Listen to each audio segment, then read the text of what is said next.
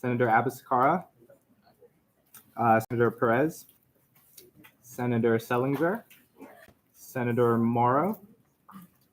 Yes, you, sir. Okay, Senator Butler, Senator Menashe. I saw her. Okay. Senator Giesler. He's dead. Okay. And Senator Jacob Robbins. Present. All right. Not actually. Order. All right. Adoption of the agenda. Any questions about the agenda? Yeah. Piper. I was hoping we could do all the programming deputies at once again. Okay. Are you making a motion? Sorry, let me be more loud and clear. I'm motioning to not recommend, to vote in like all 10 programming deputies together so that we don't have to vote separately for each one. Second. That doesn't have to do with your. Okay. Yeah, it does, because they're all listed as individual points right now. So you could list them in order, but the motion to put them together isn't relevant to the agenda. Never mind I that. withdraw my second. Okay. Withdraw my motion. Do it right after the agenda, basically. Okay. Any other issues with the agenda? Parker?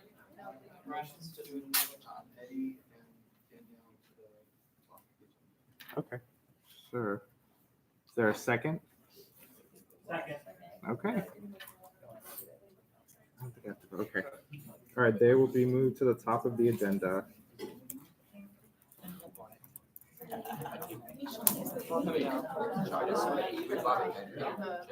Yeah, that's what we're working on. Yeah. Oh,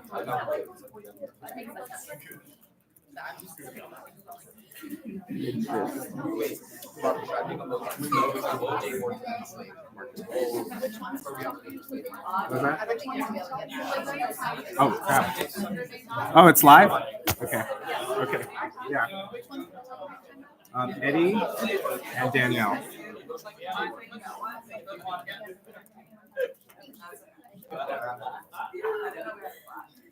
Ew, I just. You guys doing okay? You got a piece of black zap in your mouth.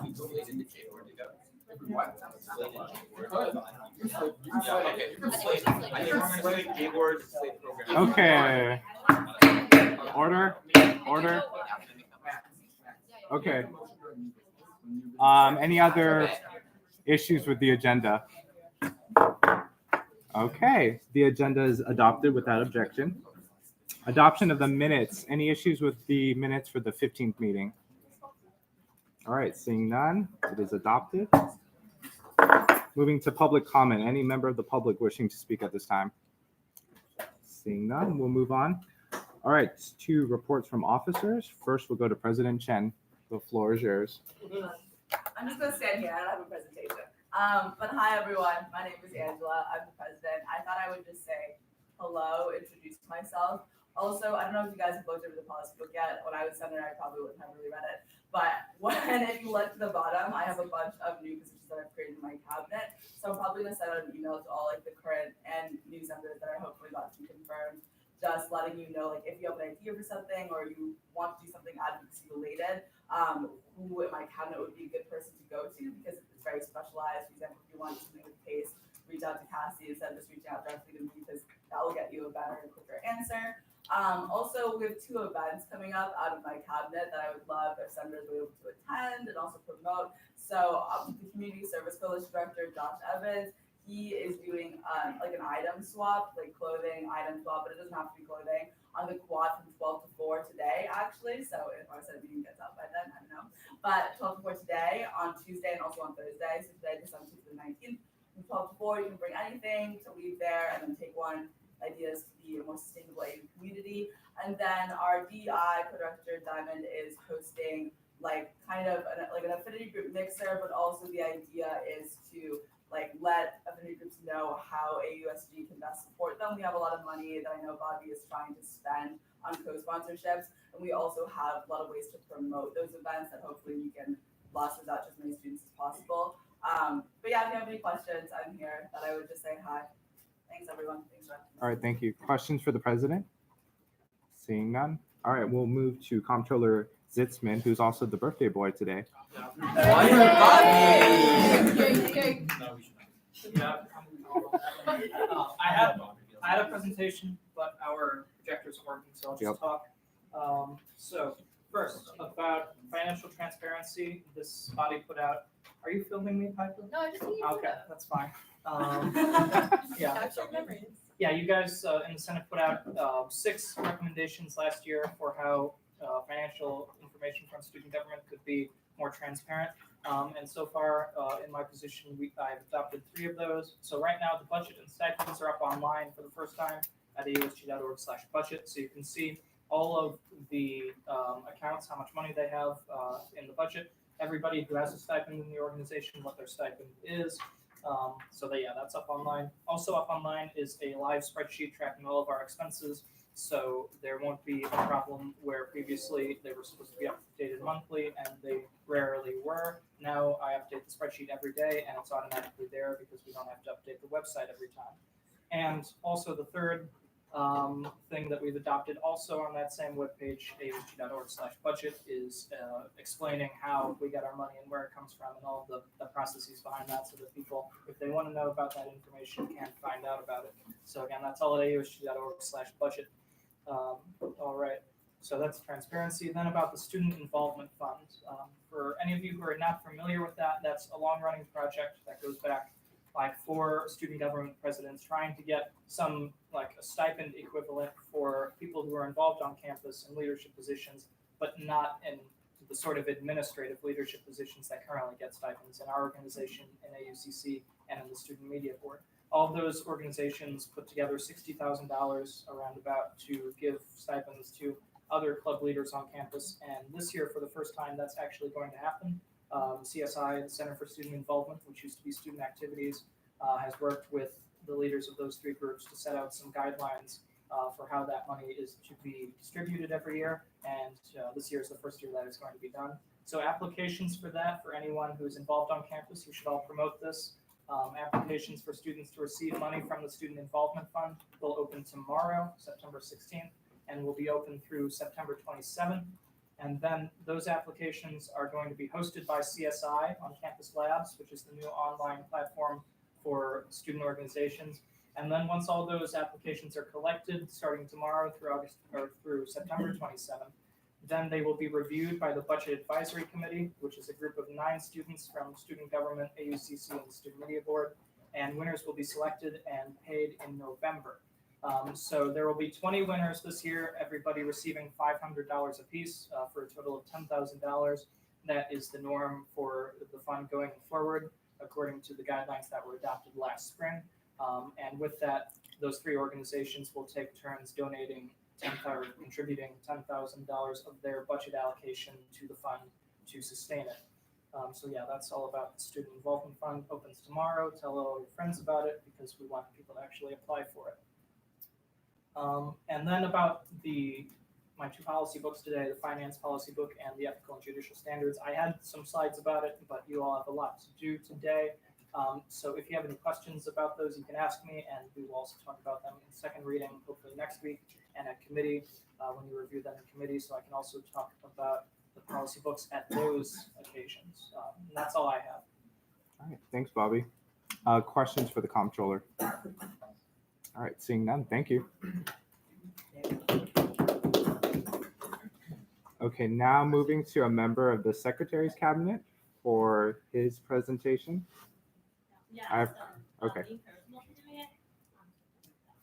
Yes, so James and the Secretary's Cabinet is updating the old website and is adding the headshots of the directors and executives. We're also making the transition to Squarespace, which is a website platform that is cheaper and more user-friendly, so we get more bang for the buck. Also, social media engagement has nearly doubled, particularly on Instagram.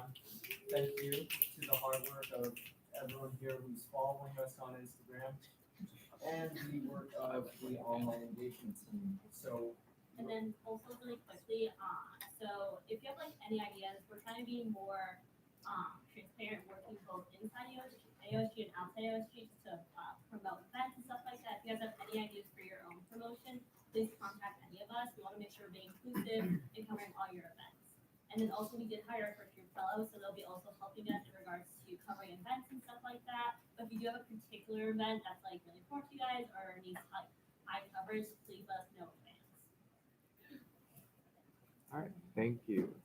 So- Question, So sorry. we're also working on increasing transparency, especially with social media. So the executive board meeting minutes written by Chanel, I will be sending out to members of student media, hopefully later today. And And then also the next mass email will be going out tomorrow, Monday, which will include a lot of the events such as the WI Alma Adams event, the DEI mixer, the AU Affinity mixer, the enrollment prize, the CST item swap, how to reach case, the open positions in AUSG, social media info, and all that will be going out live tomorrow. We also have a new PR position that was created in our cabinet, so we'll give Kat Green to our team. So you guys see her, please make her feel welcome, etc. She's great, and we're really excited to have her aboard. And then tomorrow. So if you guys like have any questions that we can answer, we can answer now. But if you have some for James, just tell him. He'll have his office hours. Okay, moving to Judicial Board Chair Brian Foot. Hello, everybody. So in COP, I told everyone that I would be reporting on things J-Board did since the end of the spring's or the Senate's spring session, because I am required to report at the next regularly scheduled meeting. So that is what I am going to do. Really fast, I am not going to read everything because I think that would be a huge waste of time. I'm simply going to tell you what happened. So May 8th, or May 3rd, we got an inquiry about the new bylaws, because Senate had just passed the new bylaws, like, Yay, the Senate had just passed the new thank bylaws you. a couple weeks before then, and so we were getting questions about it. This question pertained to a provision that said the Senate's new session after its elections in the fall began January 1st. J-Board got together and voted 4-1 that was unconstitutional, because the Constitution says the Senate term begins and ends at the fall elections. So January 1st is not the beginning of the Senate term. The Senate term begins at the conclusion of the fall elections. August 23rd, 13th, I think. We got another inquiry from the inspector of the student government, Chase Klingensmith, asking about another provision that also stated that the term began in January 1st. And so we had to remove that one as well from the bylaws in a unanimous. I have issued 2 judicial notices in August. The first one pertains to the School of Education. The provost and the board of trustees in the summer split the School of Education from CAS, so it's its own school now. But because the Constitution specifically lists which schools get senators, the School of Education does not have a senator. So students who are primarily enrolled in the School of Education are not eligible to hold a Senate seat for CAS. They're eligible for their class or at-large seats, but not for a school seat. The Constitution also states that it doesn't list which schools get school councils. It just says every school must have a school council. So Iman will have to include in the election seats for the School of Education school council, which will be for the first time, a thing. The second one has to do with the executives. This has been a rule in the past that's been invoked. The rule in the Rules of Debate and Quorum states that executives have to report to the Senate every week, and or every 2 weeks, and they have to either themselves be at the meeting or a member of their cabinet be at every meeting. The question was on those 2 things. The first one on the report, we determined that, or I determined, because judicial notices are just me doing declaring interpretations that are non-binding, but just my own opinion. that executives don't need to physically and verbally report to Senate. They can submit a written report every 2 weeks, and then it will have to be moved. The speaker will have to move it to the floor to be approved either by unanimous consent or by whatever means you all want to be added to the record. So that is a method for them to report. A member of their cabinet coming to report doesn't count. So if the cabinet member submits the report or a cabinet member comes and reports, that doesn't count for the requirement. The requirement for them to still appear to Senate or a cabinet member still counts. That's still pretty clear. They have to be there or a cabinet member has to be there. J-Board is down to 4 members. We were at 5 at the end of the spring semester. Eric Brock resigned on May 8th. He was vice chair, so I just issued a judicial order making Alex Russo vice chair. That's, stuff. J-Board met at 12 today to discuss some things about how we're going forward, what our role is going to be, discussing some governing document things, and ways that we're going to move forward in terms of ensuring that the student government is efficient. What's the word? Compliant with everything, and things like that. The inspector was also there, Chase was also there. So I'm happy to answer your questions about anything I just talked about, or anything I have ever done in J-Board. All right, questions for the chair? Seeing none, thank you. You don't have to. No. You don't need to do that. It wasn't that impressive. Okay, so welcome back, everyone. We're gonna have a great meeting today. I hope everyone's excited. So for me, Senator Lucas Morial resigned over the summer. So we have 2 vacant Senate at-large seats now. Senator Adams is no longer with the university. So we have another vacant class of 2021 seat. And in terms of the speaker's cabinet, we've added a chief of staff, a director of operations, and also a legislative director. So Sarah here is our new Senate chief of staff. Chan Cortez is our director of operations. And then for the legislative director, who will be helping all of you with legislation in addition to me, her name is Zoe Taylor. So they'll be in the Senate office, so feel free to say hi to them. And then we're all here as a resource for you. Any questions for me? Bobby? Is Elizabeth still the communications director? Yes, so Elizabeth and Christian are both communications directors, and then Sophia is still our executive clerk. Any further questions for me? All right. And then reports from committees. So CRP has approved favorably all the nominees listed. Madison E. Niello did not appear for confirmation for senator for the campus at large. So that has been striked from the agenda. Any questions for CRP? All right, seeing none. We'll move now to new business. First to the reconfirmation of Heyman Wong to be an associate member of the J Board. Max. I have a series of motions. First, Sure. I'd like to motion to go through the J Board nominees, or J Board reconfirmation for Okay. all J Board members and the chair Mhm. as a slate. Okay. So to have them all speak and then vote on them Okay. collectively. Okay. Do we have a second for that motion? Second. Okay. Discussion on the motion.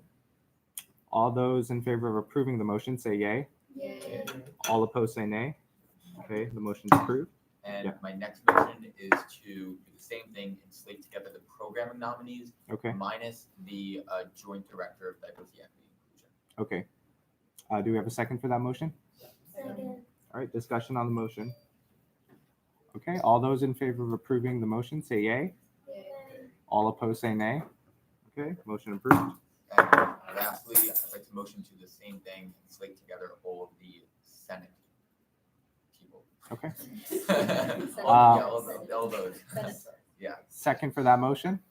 Do we have a second for the motion to slate all the Senate nominees? Second. Okay, discussion on the motion. All right, all those in favor of the motion to slate all the Senate nominees together, please say yay. Yay.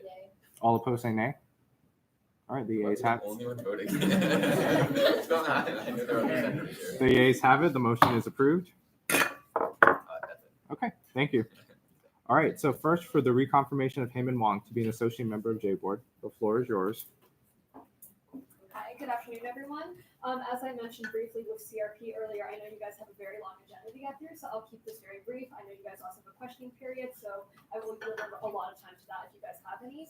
So once again, just to rehash a bit of when I joined J-Board and who I am, I'm a second-year student. I was confirmed by Senate in March of spring to join J-Board. I applied late fall 2018. So with that, I happily yield any of my remaining time to questions.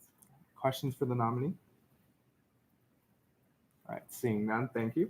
All right, next to the reconfirmation of Layla Ellis being associate member of J-Board. Hi guys, I'm here again. Like I said, I really enjoyed working with J-Board. I was elected, or I applied, I think last year, and years kind of melt together for me. I'm a senior. You really want to kick me off? You've got a year left of me. Don't. I don't think it's too much.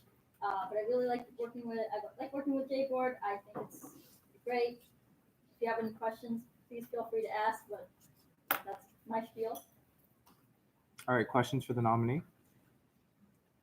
Seeing no questions, thank you. All right, moving to the reconfirmation. Oh, Mulan. Mhm. There's just an issue with the document. This is Okay. like an old, that's not the confirmation of Zach and. Oh, it's I have David there, and then I have Zach here. Okay. All right, moving to the reconfirmation of Brian Fu to be chair of the J-Board. Hello, everyone. I'm back.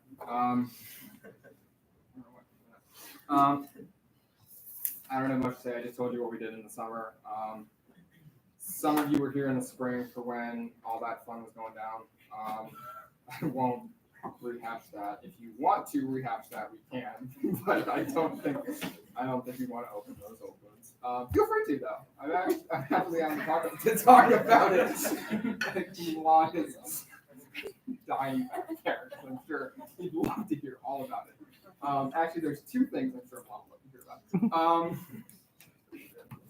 Other than that, yeah, it's a pleasure to serve as chair. I love the people I'm working with. I'm sure I'll love whoever, because Eric was a presidential nominee. Me and Andrew were working on getting a nominee for the fifth position, and so I'm looking forward to having a full J-Board again. And yeah, so feel free to ask me about anything I've ever done on J-Board. All right, questions for the nominee? Jacob? Brian, so you've been in this position for pretty much a year now, and I just wondering what are some things that you feel like you've learned and areas that you feel like you've grown, and some more things that you feel like you can do continuing your tenure. Yeah. So for those of you who don't know, I'm a neuroscience major. So people had a lot of questions about that, why I was applying for this job. But in my when I first got confirmed, I talked about that neuroscience and this position have a lot in common in terms of the skills required are critical thinking and analysis and coming to conclusions based on all that. I think I've definitely honed those skills in terms of the cases I've handled I've had to look at the governing documents and kind of look at it as if it were data in an experiment and interpret it and draw a conclusion. And so I think I've definitely honed those skills. I'm looking forward to kind of keeping student government in terms of its rules kind of in continuity, contiguous, sort of word you want to use. And I like accountability when I don't like talk the talk and walk the walk kind of thing. I like when people follow through on what they promise, and I like it when the rules are here too. Like the rules are here. Some people are like, the rules, they don't matter that much as long as we get stuff done. Well, the rules exist for a reason, so we've got to follow the rules. Kind of thing. Any further questions for the nominee? All right, seeing none, thank you. Could all the J-Board nominees please leave the room? Thank you.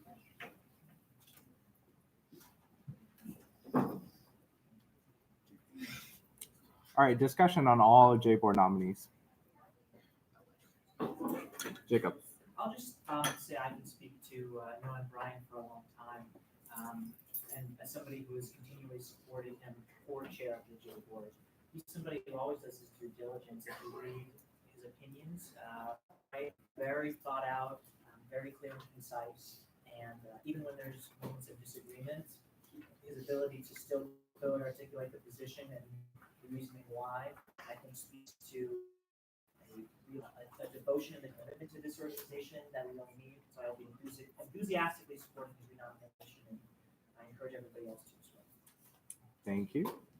Any further discussion on the J Board nominees? All right, seeing no discussion, we'll move straight to vote.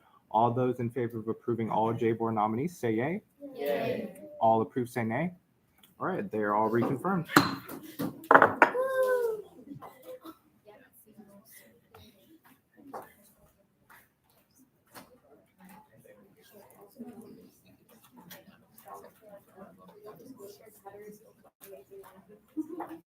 Oh yeah, not supposed to be.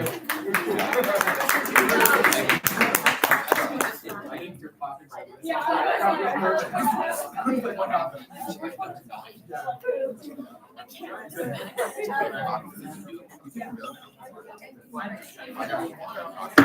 Order, order. Okay, the chair would look favorably upon moving the confirmation of Akanksha survey to be the joint DEI director before the programming nominees to be respectful for time. Max? In my own thought, I have a motion Okay, to move the DEI director confirmation above the other one. That was okay, my own idea. okay. Thank you, Max. Do we have a second? Second. Okay, discussion on the motion. All right, all those in favor of approving the motion to move Akanksha to the above the programming nominee, say yay. Yay. All opposed, say nay. All right. So we will now move to hearing Akanksha's speech for the Joint Director of DEI. Hi everyone, I'm Akanksha. Good afternoon. I'm grateful to be chosen as a qualified candidate for the co-director DEI position for President Chen's cabinet. Throughout the summer, I was already working on playing the diversity mixer with the current DEI director, Diamond, and I serve on the PCDI Student Advisory Council. So I believe that these two positions will help strengthen the initiatives between PCDI and DEI. Due to the PCDI position, I've already begun to look at President Burwell's Inclusive Excellence Plan. And along with these projects, I'm also a proud member of the South Asian Student Association, and I serve on their executive board as an event coordinator. Through the SASA position, I was given the opportunity to help plan the API graduation gala for spring 2019. So I'm sure that my expertise in event planning and experience in affinity organizations will help contribute to the positive changes in regards to the climate on campus. Thank you. Questions for the nominee? Any questions? Seeing no questions. Thank you. If you can please leave the room.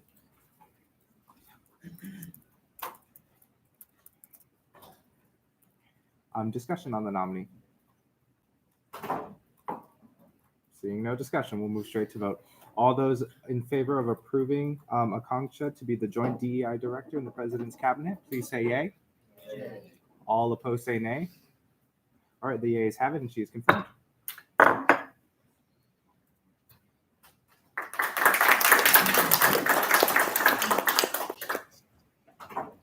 All right, now moving to the confirmation of Caroline Miha to be the founder's assistant director.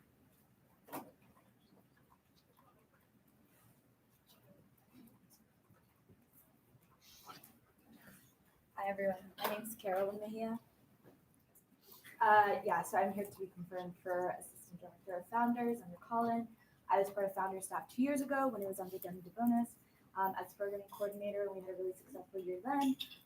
In addition, I've also done internships related to event coordination management and have a lot of experience doing programming across campus and different organizations, and also under CDI and I guess now CSI for the affinity graduations. Yep.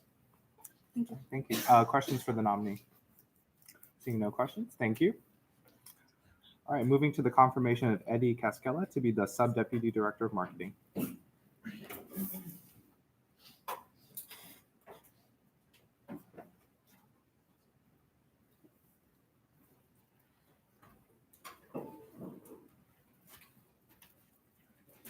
Hello, my name's Eddie.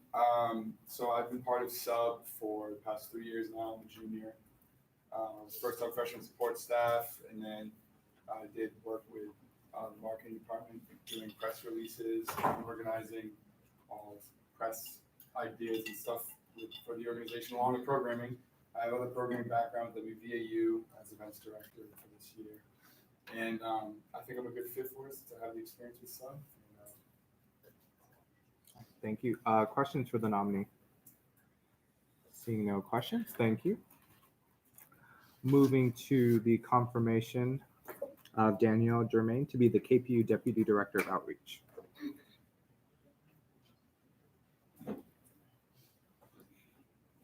My name is Danielle. I'm a senior. I've served in several AUSG capacities before and still do. But my main goal with KPU Deputy Director of Outreach this year would just be diversity in the program. We have to make sure that AUSG remains a inclusive program. We can't just say it, we actually have to do it. And it's important that we reach out to the communities that we don't normally reach out to and make sure that they're included in our programming. Yeah, thank you. All right, thank you. Questions for the nominee? Seeing no questions, thank you. All right, moving to the confirmation of David Muloff to be the Director of Sub. Can you switch the U and the A? The which one? M-A-L-U-S. Oh, okay. Sorry. Hey guys, what's up? I'm David, obviously. So I've been acting as the Student Union Board's director since last May, when a lot of you were there for the confirmation also.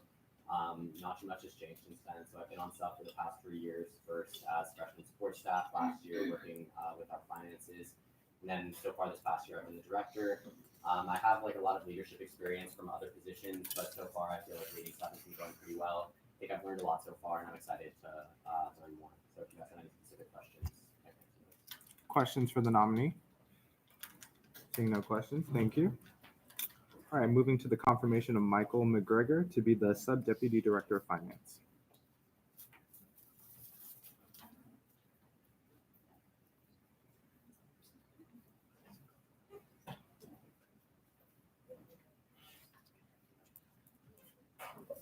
Hi everyone, I'm Michael McGregor. I'm a junior studying business and entertainment.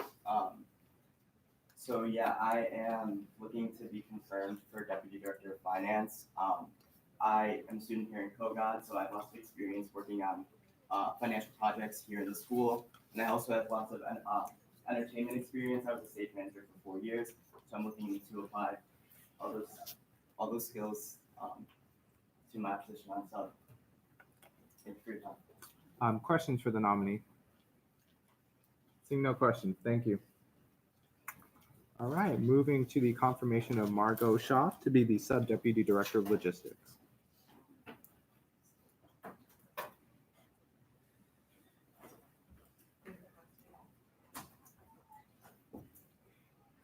Hi everyone, I'm Margot. As I stated a little earlier, I've been on Sub. This is going to be my 4th year on Sub. I've been doing logistical things for Sub for the past 3 years. So I've had a depth of experience with the organization. I love the organization. I'm very loyal to it. So I'd be looking forward to doing the same thing I've been doing for 3 years for my 4th year. Thank you. Questions for the nominee? Seeing no questions, thank you. All right, now moving to the confirmation of Zachary to be the KPU Deputy Director of Event Productions.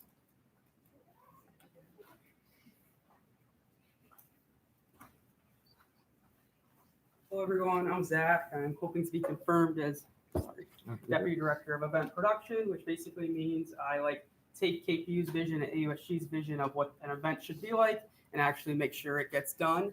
I have about a team of 5 people who I really depend on, and I work a lot for KPU. So for Condoleezza Rice, I put in probably 100 hours of work just to try to produce it as best as we possibly could, including I probably didn't sleep for 2 days beforehand and worked probably 35 hours straight just trying to get that 1 hour event to be perfect, which hopefully in your eyes it was great, although we did have some hiccups. So any questions? Questions for the nominee? Katie? So how can we ensure that events that or that we post Yeah, that's a great question.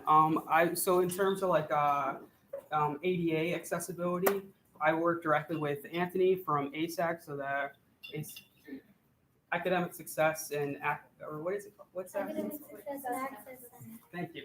Yes. So I work with Anthony a lot over there. That includes like captioning. We have always multiple levels of accessibility seating. So on the mezzanine level, we had accessibility seating. Like for this last event, we had it on the bottom. We had captioning on the live feed. And then also in terms of like improving it, making sure that our launches are very intentional, where we're not releasing tickets maybe right when we launch, but give people a time to actually get it. And of course, like honestly, like I'll be straight up with you guys. If you go to ASAC and say you want to attend an event and you have something on file with ASAC, they just let us know your name and we'll get you in there and we'll make sure that whatever you need, you get. Thank you. Further questions for the nominee? Seeing none, thank you. Okay, moving to the confirmation of Chanel Saldana to be the KPU Deputy Director of Internal Management.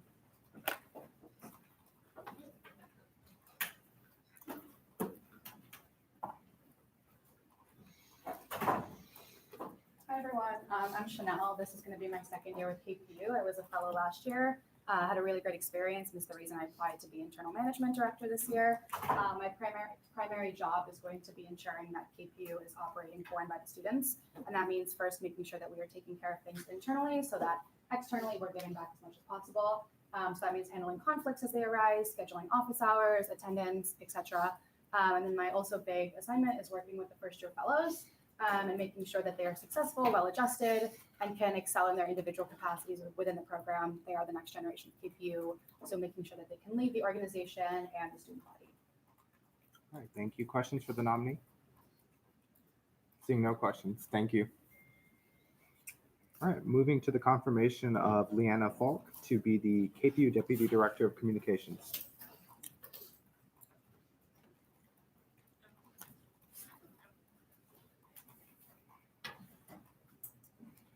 Hi everyone, my name is Leanna Falk. I am a senior, major in communication studies, and I'm here for the Deputy Director of Communications position with KPU. So basically my job entails like all marketing, comms related inquiries that have to deal with like the organization. Something that I really want to make sure that I'm doing this year is making sure that I'm really intentional in the language that we're using when we're promoting our events, and also making sure that we're really intentional in who we're marketing to, and that is everyone, seeing as we serve the student body. So just making sure that I myself is very fluid and active in like pursuing relationships with on-campus organizations, especially those of minority communities, to make sure that they're aware of the events that we have going on. Thank you. Questions for the nominee? I see no questions, thank you. All right, moving to the confirmation of Yebsera Mengistu to be the WI Deputy Director.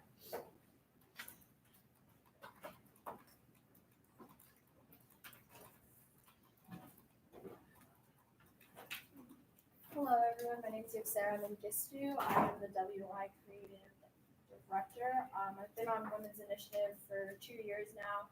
I started off as their photographer and videographer and worked my way up into the creative director role. Something that we've successfully been able to do was host the U and I photo shoot that I conducted and directed as well, just to give students the opportunity to voice share their stories, including women that they found to be a big influence in their lives for Women's History Month. Our goal is to continue to give students their chance to actually voice their opinions, as well as have a safe space with our organization. As you know, we've successfully rebranded our organization over the past year, and we're going to continue to just give students the space to come speak to us about their community and be able to just build off of that. Questions for the nominee? Seeing none, thank you. All right, moving to the confirmation of Maeve Pond to be the WI Deputy Director.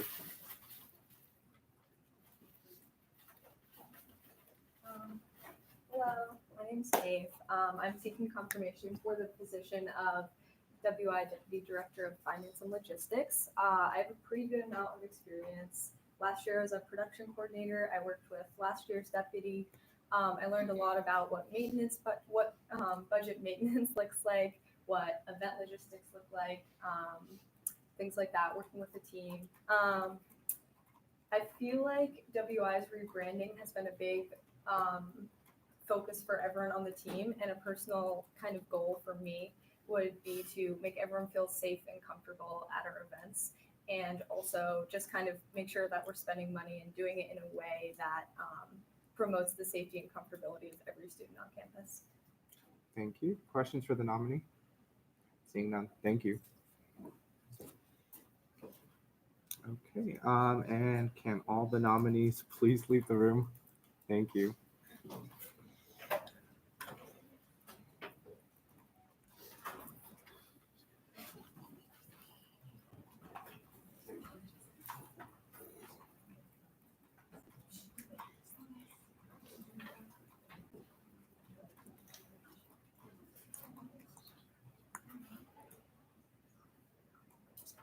Okay, discussion on the nominees as a whole for all programming boards. Any discussion? Seeing no discussion, we'll move straight to vote. All those in favor of approving all the nominees for all the programming boards, say yay. Yay. All opposed, say nay. The yeas have it, and they are all confirmed.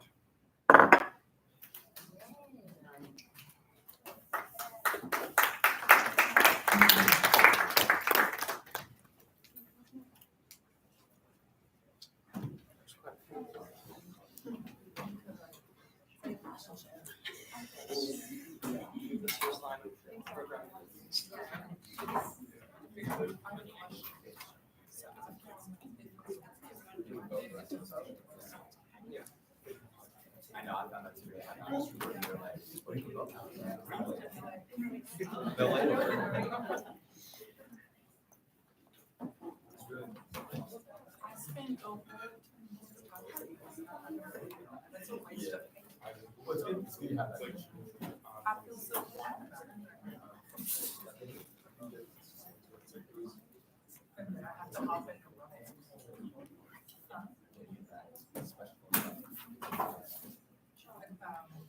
Okay, we will now move to the confirmation of Wrigley Klein to be senator for the campus at large.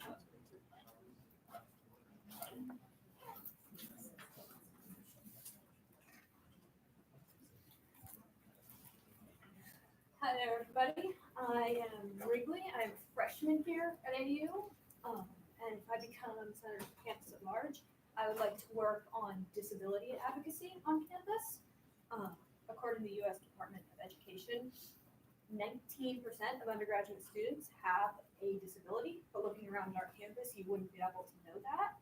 And I think that's because there isn't enough work done to promote disability advocacy and to reduce stigma. I know that there are plenty of situations on campus where I wouldn't be comfortable telling people that I'm autistic, and I think that should change. So as a senator for campus at large, I plan to work on bringing ASAC out and increasing accessibility to ASAC and promote awareness and reduce stigma. I'm also interested in working on sustainability on campus because that is something that should be important to everybody. We need to protect our planet, and I'd like to help do that on campus. Thank you. All right, questions for the nominee? Curtis. Thank you so much for speaking on those two topics. I just wanted to ask you if you have reached out to any administrators or staff on the university side in terms of your concerns and your advocacy. Not yet.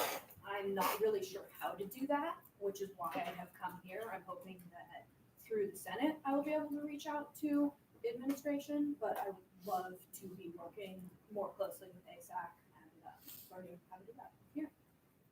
I'm sure the speaker can also help you with that. So thank you. Further questions for the nominee? Oh, Madison. So you're talking about disability advocacy and reducing stigma. So I'm just curious if you have any ideas of how to do that, like through bills or through events that you have helped with, or? Yes, I'm definitely thinking about events. I see the diversity and inclusion office everywhere, which is excellent.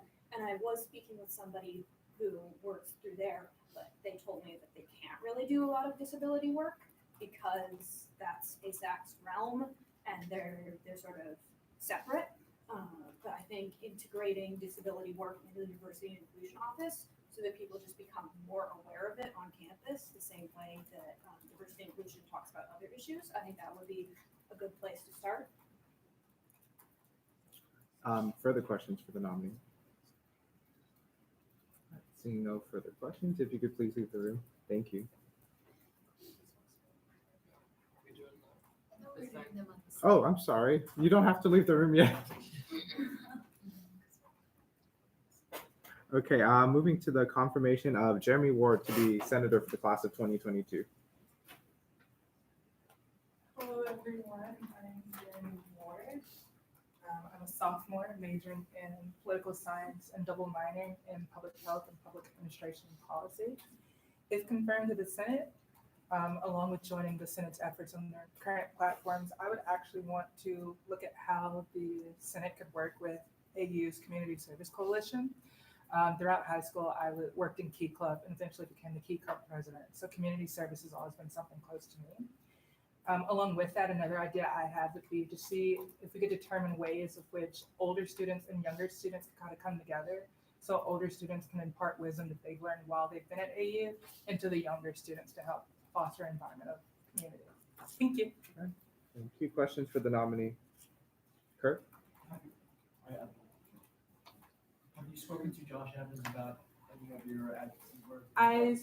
I spoke to him briefly after he was confirmed because I was a proxy senator when he was confirmed. So I have spoke briefly, but obviously I would want to reconnect with him and go over a couple of things that I was thinking of. Yeah. Further questions for the nominee? All right, seeing none. Thank you, Jeremy. Okay, now moving to the confirmation of Harishita Soni to be senator for the class of 2021. Hi everyone, my name is Harshita and I'm a junior. I'm majoring in business administration with a specialization in international business. If elected as a senator for the class of 2021, my goals would be to have a smoother communication between the student and the administration, improve the dining conditions, and make the campus more environmental friendly. Also, I'd like to get more people involved in clubs and organizations on campus. Thank you. Questions for the nominee? Piper. I'll put them together. What do you want to improve in terms of dining, and also how would you how do you see as the actions to be taken to get people more involved on campus? Yeah, so I would just I would like to have another involvement fair on campus if that's possible and get more people involved, and also tell them that if you don't have they don't have the clubs here, they can always start one by going through the process. And on dining, I've noticed that they don't have labels in food yet, so to meet with the dining director and just talk to them about labeling and making the food better. Additional questions for the nominee, Curtis? Yes, question. Just to give some context to my question, I started off as a senator, dining as a first priority. So I was just wondering, who have you spoken to in the dining services department or one party dining? I just hadn't had the chance yet, but I would like to speak to the dining process. Additional questions for the nominee? Seeing none. If all the Senate nominees can now leave the room, thank you.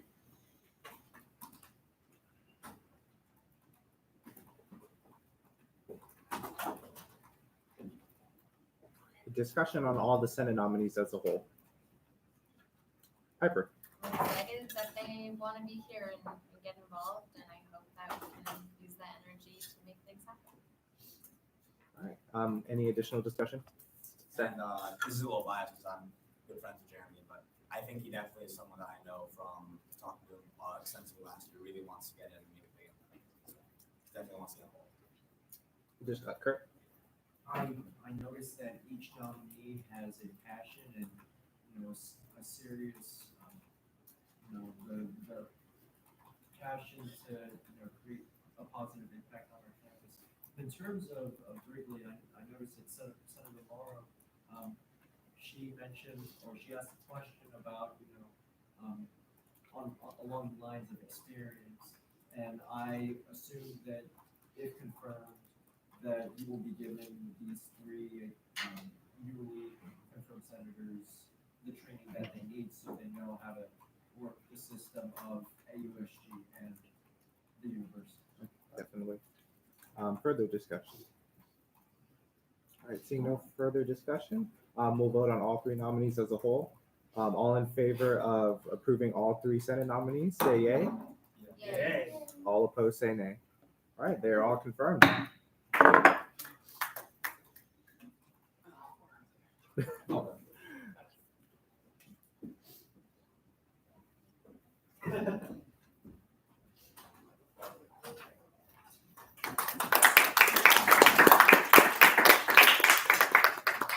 All right, so that now brings our total to 18 senators. Yes, we're getting there. Okay.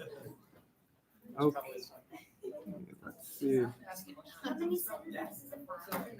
How many senators? What? Is it full Senate 30? 30. So we're more than halfway there now. That's an accomplishment. It's gonna be tough to get those 2019 senators. I know. Wait, what do you mean 2019? Like We still have 5. the senior ones? Well, no, last year's seniors. Oh, okay. Yeah. Okay, now moving to the consideration of policy book 1819-005, which is the finance policy book. I apologize, there was some confusion with the numbering system. So yeah, but it's still the same policy book. And yeah, if the sponsor, Comptroller Zitzman, would like to speak on that. That's me. Yeah, so this is the first of these new policy books that we're doing. So just as an overview, it's just like we've done before with the judicial register and the election policy book. We're just a bill. It'll come up for first reading, and I'll talk, and you guys can ask me questions if you want, and then it'll go to a committee and be back whenever the committee's done with it. The committee and second reading, we can go into more detail about the finance policy book. But the big headline is that I have tried to design it to put in systematic prevention of all the problems that have happened to comptrollers in the past. Because my immediate previous two predecessors have been suspended by the judicial board, and the one before them had a censure introduced against her in the Senate, all because of rules violations. So I've tried to design these rules to avoid all those problems. If you have any questions about the policy book at this early point, you can ask them to me. All right, thank you. Questions for the comptroller regarding the finance policy book? Jacob. Bobby, you sent out something I thought was really helpful. I don't know if everybody got a chance to see it, but it's listed in here, but you also sent out just guiding principles when it comes to funding. I don't know if you want to maybe go over that a little bit, but how that perhaps differs from in years past. Yeah. Or So, like just that general framework, because I think it's really helpful for people to know and understand. Yeah. So I think you're talking about the general funding principles from earlier in the summer, because we also have one for club co-sponsorships. Right. But the funding principles that Jacob's referring to are, I put the text of that in the finance policy book as well, and it's just generally stating on all the accounts that as the comptroller administer, which is all of them except the 4 programming board accounts. These are basics that all of the purchases need to adhere to. So there's 4 of them. Let's see if I can remember. That has to be the proper account. So we shouldn't be spending money out of capital maintenance, which is for office supplies to buy like shirts, for example, or so that's one of the principles. It can't be wildly expensive, like if there's a more reasonably priced option that does the same thing, you should go for that. Can't unethically benefit any member of student government, and a 4th one that is in the policy book, but I can't remember off the top of my head. So if you want to know what that is, you can refer to the text of the policy book, or you can follow up with me and I can look for it for you. But yeah, I think to answer your question, Jacob, these are all things that people have practiced, like they're all kind of intuitive, but it's nice to have them in black and white so that people can refer to them and we can think about them and develop them further if we would like to. Thank you. Further questions for the comptroller? Seeing no further questions, this will be referred to CRP without objection. Huh? It's in the finance committee. Oh, okay, I'm sorry, the Finance Committee without objection. Okay, now moving to the consideration of Policy Book 1819-006, which is the Ethical and Judicial Standards. Yeah. And Bobby Me is again. once again the sponsor. So the ethical and judicial standards is assigned to me because the comptroller has normally written it. This doesn't make a whole lot of sense in my opinion. There are some points why it might make sense. So the first thing that you might want to consider is if you want to assign that policy book to somebody else, but that's in the future. So this exists right now. There are currently ethical and judicial standards up on the website that I didn't write. But this version for this update, I've pretty much completely rewritten because the old or the current ones, I suppose, focus a lot on a mediation system that's set up in there where the comptroller can mediate any like interpersonal dispute between student government members. And I took that out because, like, first of all, like the comptroller could be the problem, and then who do you go to? But second of all, like, if there is an interpersonal dispute, I don't think, like, and you want to settle it informally, I don't think that like a rule book would be a good idea for that. So in its place, I've kind of just expanded sort of ethical things about what student government members should and shouldn't do, and also stuff about the ethical use of our resources, mainly our offices. So again, we can talk about that more in detail in the committee. This is going to CATA and next or whenever the policy book comes out of the committee. So that's that for now. Questions for the comptroller, Piper? In Article 4, Section 1, Subsection 6, you mentioned comptroller shall give occasional awards to recognize snack providers. What would these awards entail? Yeah, so that's just a little fun Easter egg I put in there under the section about offices. I said if you bring excellent snacks to your office, I can give you an award. We have excellent snacks in our office. Sometimes Sean brought several trays full of snacks from Nevada last year to the Senate office. So yeah, that's just for fun. But what are the awards? I don't know. I would give you a high five, perhaps. Okay, any further questions? Okay, seeing no questions, this will be referred to the Committee on Accessibility, Transparency, and Accountability for first reading. Okay, moving to the consideration of Policy Book 1819-007, the Elections Policy Book. I don't see the Elections Commissioner, so no sponsor for that. Any questions regarding the policy book? Anyone? Okay, seeing no questions, this will be referred to CRP without objection for first reading. Okay, now moving to the consideration of Policy Book 1819-008, the Judicial Register. Brian would like to speak on that. Hello, everyone, again. So in the policy book, in the email, you can see the things I struck have a line through them, and things that I have added or reorganized or anything that are highlighted in yellow. There weren't any really big changes. I'm looking at it right now. They're really there's some clerical things put in there. There's some in hearings. I expanded the time for oral arguments. I clarified that members of the judicial board can't hold or of the branch, the judicial branch can't hold an elected office and cannot be appointed and confirmed to an office that would usually be filled by an election. So, like, let's say there's an opening for a Senate position, because that never happens. Let's say, I don't know, I wanted that seat. I can't apply for that and be appointed and confirmed to that because that's a seat that would usually be filled by an election. Stuff like that, I permit dissents are allowed now. So if the judicial board isn't unanimous on something, a dissenting member can write a dissent. It'll have to get published just like the opinion does. Yeah, stuff like that. Feel free to ask me questions. A clarification as to I'm going to do this in my role as parliamentarian right now. The reason I highlighted the things I changed is because Senate, when considering these policy books, cannot when you're considering amending the policy book that's been proposed to you, cannot amend things that haven't been touched by the original proposed amendments. So like if I amended something in Article 1, Section 1, and that was the only amendment, Senate can't, when you're considering it, add an amendment to Article 1, Section 2. So that's why I have the things changed and highlighted and everything like that, because those are the only things you can touch in considering this.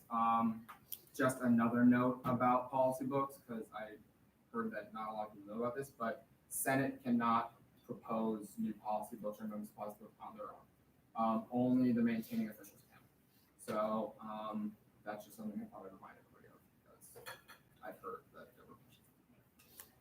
Thank you. Questions for the chair? Bobby. Yeah, so under the inquiries section, Article 3, Section 2, subsection 2, you added in a clarification of your position on this thing about, like after you make a decision about a rule, removing its text from its document. So just for the benefit of the Senate, can you summarize our conversation about that? Yes. That's ongoing. So when we had the inquiries about the January 1st term thing for Senate beginning, J-Board ruled them unconstitutional, and we removed them from the bylaws. So we invalidated it and removed them from the bylaws. Bobby and I had a discussion about this. I don't want to mischaracterize his spot, so I'll allow him to do it. But based on our conversation, I think Bobby's view is that we can invalidate rules but not remove them from the document. And so proposal he had was that J-Board would have the ability to invalidate a rule, but only recommend to Senate that it be removed, not us have the ability to remove it. J-Board has determined that as our final authority on the governing documents, and the bylaws saying we can offer authoritative things and everything else, we thought we'd clarify that if we invalidate a rule, if we say it's unconstitutional or it violates the bylaws or it violates a superior governing document, that it can't remain in there. Because then if students are looking at it, if students are reading our decision and saying, well, this rule is unconstitutional, but and then they look at the document, it's still in there, there's going to be a lot of head scratching about, why is it still in there if it's not allowed? Because then there's also questions of, can people enforce the rule and use the rule for things? So that was the purpose behind, I don't know what section it is, 3(2)B, I think it is. It says, should the board, via binding judicial opinion, find a particular action, legislation, executive order, or any provision in any student government documents or policies in violation of the governing documents, it shall be considered null and void and removed from its document and or barred from execution and enforcement. It just clears that up. That was already in there before we had that conversation. So that wasn't after you, or that wasn't coming after you. And welcome to field questions about that too. Further questions? Jacob. Section 3, restrictions, subsection 1, impartiality. You say yes. That all members of the judicial branch, including members of the judicial board, the parliamentarian of student government, and the inspector of student government, must remain impartial at all times and may not run for or hold elected office while holding their position, and may not be involved in any campaigning whatsoever. Couldn't you make the argument that you technically already have somebody who's a member of the judicial board who holds elected office, because Eamon is the president of the RHA? So that'd be my first question, and my follow-up to that would be, why would you not just want to make a proviso in there? So I guess I could have been clear. Elected office in the student government is kind of my intent. I can absolutely put a clarification in there about that.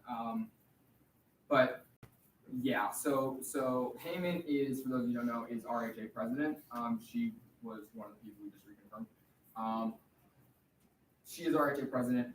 Again, it was supposedly, I intended it to mean SG elected office. And so I can clarify that. Further questions? Seeing no further questions, this will be referred to CRP without objection. Okay, now moving to the consideration of policy book 18-19-009, the budget policy book. Hi everyone. So the Hope everyone's doing well. The budget policy book really hasn't changed all that much, but if you were to look at it, you would find two major changes. The first change being that one of the new things that we're going to be doing is we'll be doing what's called a mid-year assessment. And what that really just involves is under the supervision of the chair, under the execution of the chair, there will be follow-ups with all of the department heads, asking them how they're doing with the money that was dispersed to them, right, that was allocated to them. So that way we can have a better understanding of the decisions that we made, their consequences, whether good or bad.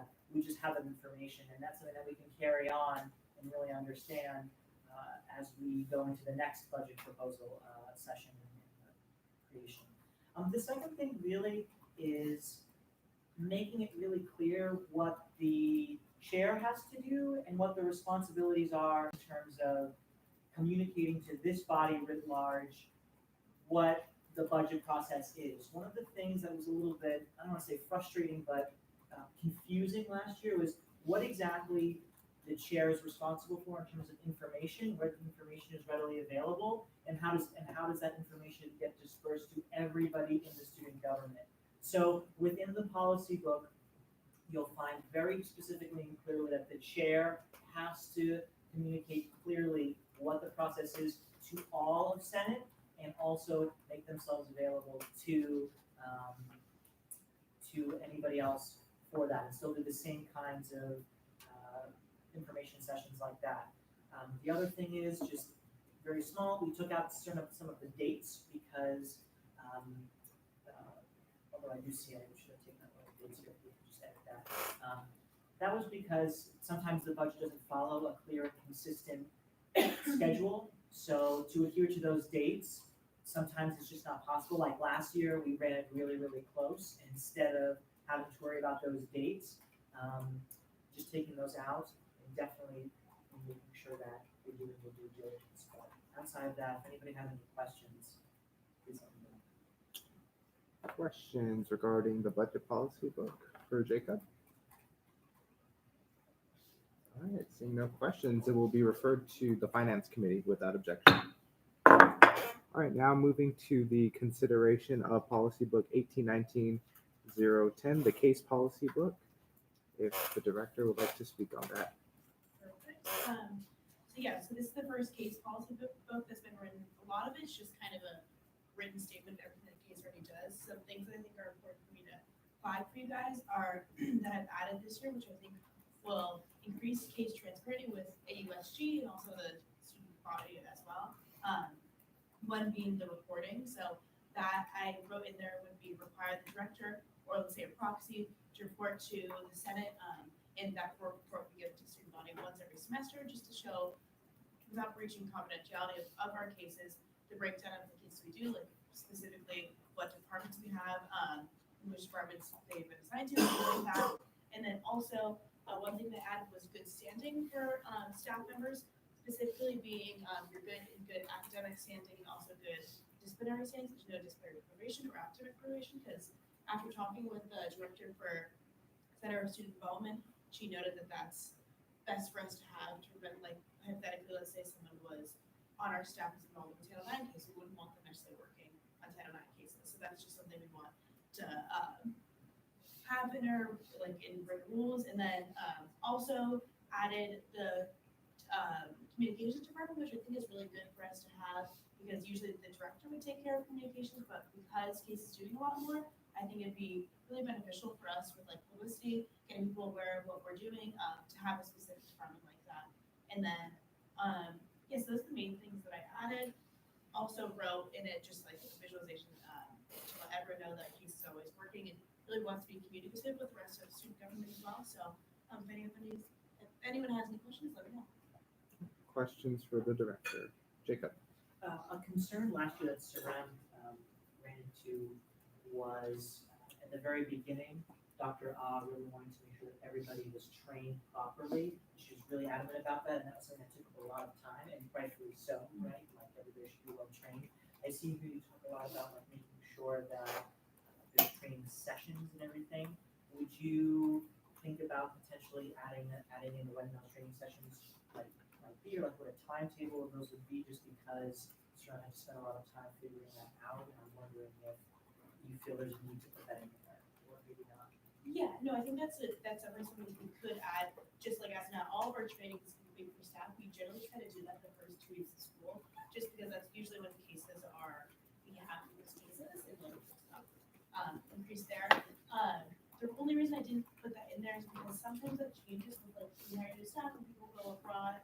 That's the only reason I put it there specifically, but would be more than willing to add with a little subsection that said subject to change depending on new stuff. I think that's always a good thing. So generally it's really good. Further questions for the director?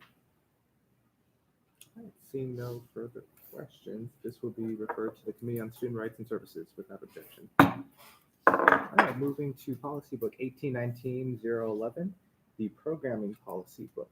Would the Vice President like to speak on that? Yes, I will. Hi everyone, I'm over here. So as Cassie was saying, especially for a case, this is also a new similar policy for the programming board, programming director. So there are 5 articles within it: jurisdiction, powers of the vice president, responsibility of the program board, so that gives me responsibility of the directors, record keeping, and also budgeting rules. So a lot of it is new in terms of defining what is a programming board, because oftentimes we kind of use that internally so we kind of know what it means, but some people don't really know what that means. So I kind of define it in the policy book, as well as everything down from when trainings will be for both staff, as well as for the VP cabinet, as well as like office hours. So a lot of it is very nitty gritty, concrete things of like you have to have a meeting once a week, or as much as needed. You have to do like a training over the summer. Also, something that we implemented this year is, if you notice, all of our events for the fall semester have already been planned out, and we did that just with like a faster pace of having everything due by August 1st of the summer for the fall semester, and then an upcoming deadline for all of the spring semester events will be November 1st. So that's something that has been different, where it's kind of been like on the fly. We've done events in previous years, so this year we wanted to just streamline it where we have everything that's already done and complete, so we just worry about implementation and communications of those events. And we also even talk about co-sponsoring both financial and promotional and what that really entails. Because often with co-sponsorships, like student government does have money, but students don't really know how to access that. Whether or not students or even clubs or organizations on campus don't know how to access that, they don't know if they would rather have one that's financial or one that's promotional. So guidelines pertaining to that is there. Also in terms of like students that get VIP access to events, which just means like they're able to just get into the event early. That's listed on here, the different position titles, who those people are. Other than that, it's new things that have never been done before, because I'm just a very type A person, so I need things to just be very kind of like clean and organized. So that's kind of what this policy book is. That it's just things of when the things that you need to do and has either one never been a thing that's happened before in the VP side of student government, or has happened but there hasn't really been like something set in stone saying you have to do this. So I'm willing to take any questions if anyone has. Okay, questions for the Vice President, Jacob? Just wondering, and maybe I just wasn't looking at it closely enough, but something that we ran into last year that was kind of an issue was programming directors over budgeting, and then thinking that that's okay, and then coming to the student government, right? And then asking for money after the fact, when sometimes that could probably be an issue, because like for example, this year we don't have a lot of money in restricted. I didn't see anything in there about that, so I'm just wondering what kind of guidance you'll be giving them when it comes to that. Yeah, so thank you for the question as well. So I know Comptroller Smith has sent out email to all of my program directors just to let them know specifically that there really isn't any money. You have to just spend the money that you have now. So we're abiding by what Bobby is saying in his policy book, as well as what the protocol now is for financial guidelines with the Center for Student Involvement, because they also have a very we need to spend all of the money. We can't just keep on having money roll over, and then we're expecting next year that we're going to be like, oh, oh, we have like $20,000 to roll over. Where is it now? As we see this year, we assumed that it would have been rollover money, but there is none. So we're operating with both what Bobby has written as well as CSI, Kenya, and as well as Ayana for the specific advisors, as well as Jessica, who's a new hire that I have run, that are specifically helping the directors in terms of finances to their reports. I just want to make an important clarification. We have money in restricted. It's just that it has to be above a certain amount.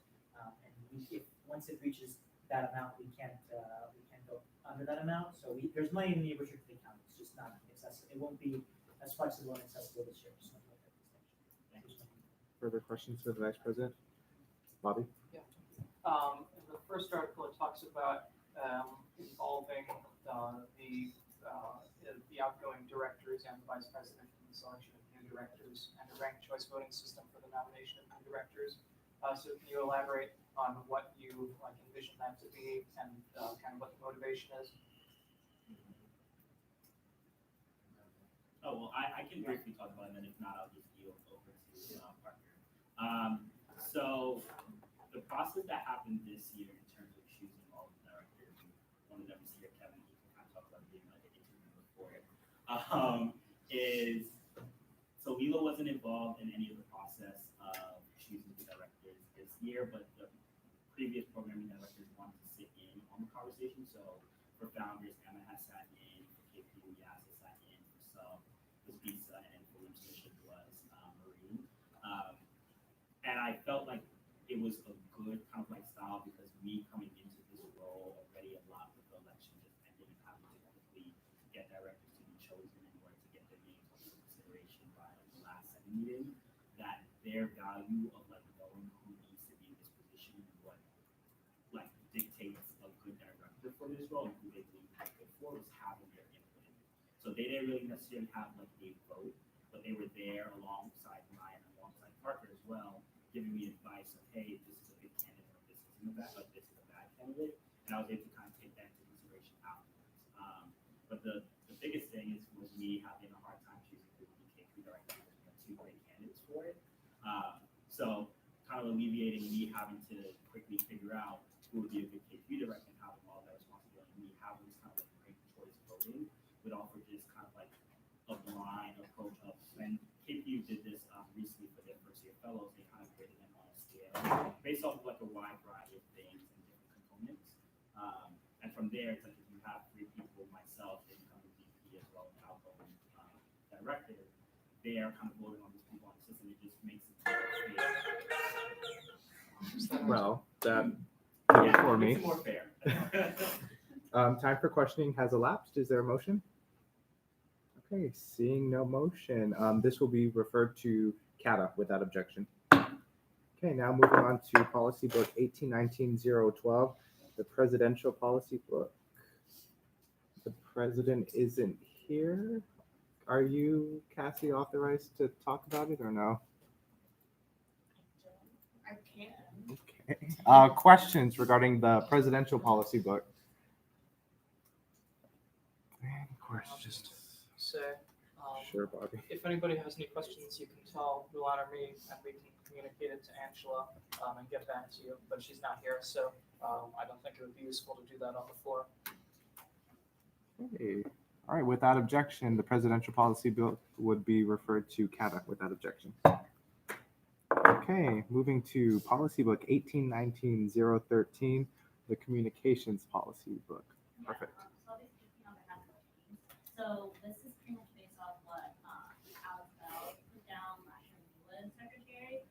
Basically, the gist of it is making sure that you're abiding by the deadlines that we've set. Let's know about launching events, promotions, and stuff like that.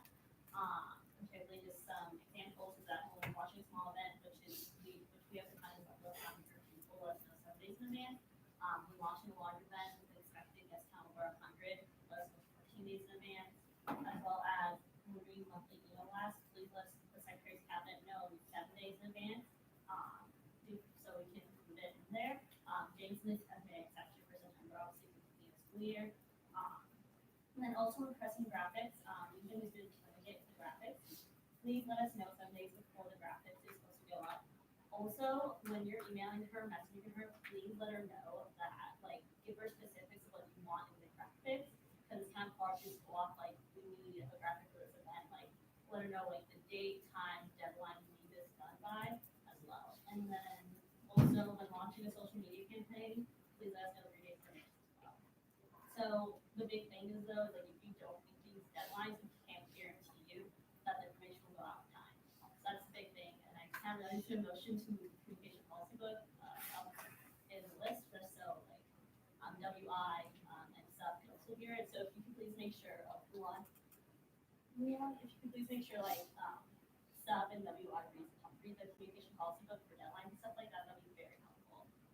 So if anyone has any questions, please start with me, but James can also answer them. Questions for the secretary's cabinet, Piper. So like, say someone submits not within the deadline, are y'all still gonna try and get that together? Or just We will not try to guarantee? get that together, but as like we're now like in the midst of school, we have a lot of things that are overlapping. We have to prioritize those people who did put those in advance. It's just not fair to do that to them. Yeah. But we do understand mistakes happen, like stuff happens, stuff comes up. We will definitely try to, but not fast. Further questions for the secretary's cabinet? Any further questions? Okay. All right, without objection, the communications policy book will be referred to CATA. All right. Oh, and then just a point of clarification, the new senators, you have full speaking rights, voting rights. You can ask questions. Don't be shy. Yeah. Okay. I'm now moving to the election of the chairperson for the Committee on Accessibility, Transparency, and Accountability, CATA. The floor is now open for nominations. The floor is open, wide open for nominations. Are we allowed to nominate someone? No, executives don't have speaking rights right now. Yeah, you guys. I am a proxy. Yes, you are a proxy though. Does anybody want to go? I'm proxying for Max. I'll nominate you.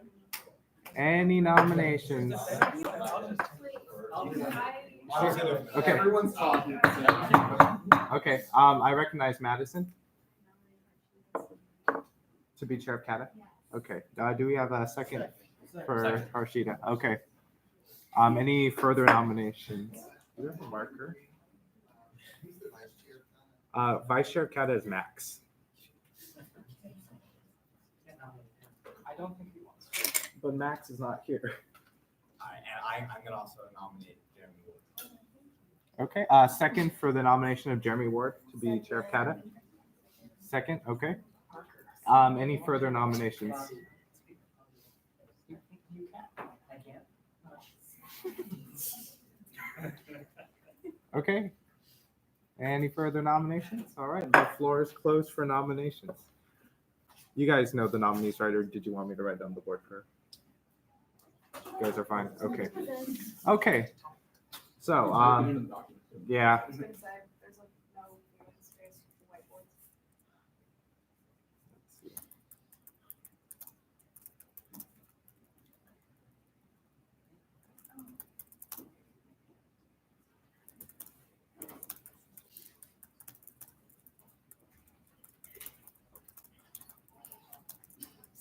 You have Yeah, quorum right now? Jacob and Madison just left. Oh. Two senators just left. I don't know if they'll permanently. But they're So over. we have You eight. do? Okay. Yeah, okay. Perfect. Okay. So if Harshita would like to speak first regarding her nomination, the floor is yours. Yeah. Do you have them step out alternatively? No, it's fine. So it's my first time, so we'll see how well this goes. I just want to be the chairperson, just make like AU more inclusive overall, and just like include like everybody on campus on like organizations, really, to be a part of AU. Questions for the nominee? Can I have a question for the chair? For the benefit of new Sure. senators and returning senators, Uh-huh. can you explain the process? review of CATA? Sure. What is CATA for? So CATA is the committee which has oversight over all the student government organizations and branches to make sure everyone's doing their job. Everyone's basically in compliance with the bylaws. For instance, an example of that would be the CATA chair last year, who was Danya Adams, found that the comptroller was not sufficiently performing her job, and so she referred that to the judicial board. So CATA handles internal matters such as those. And also, Sure.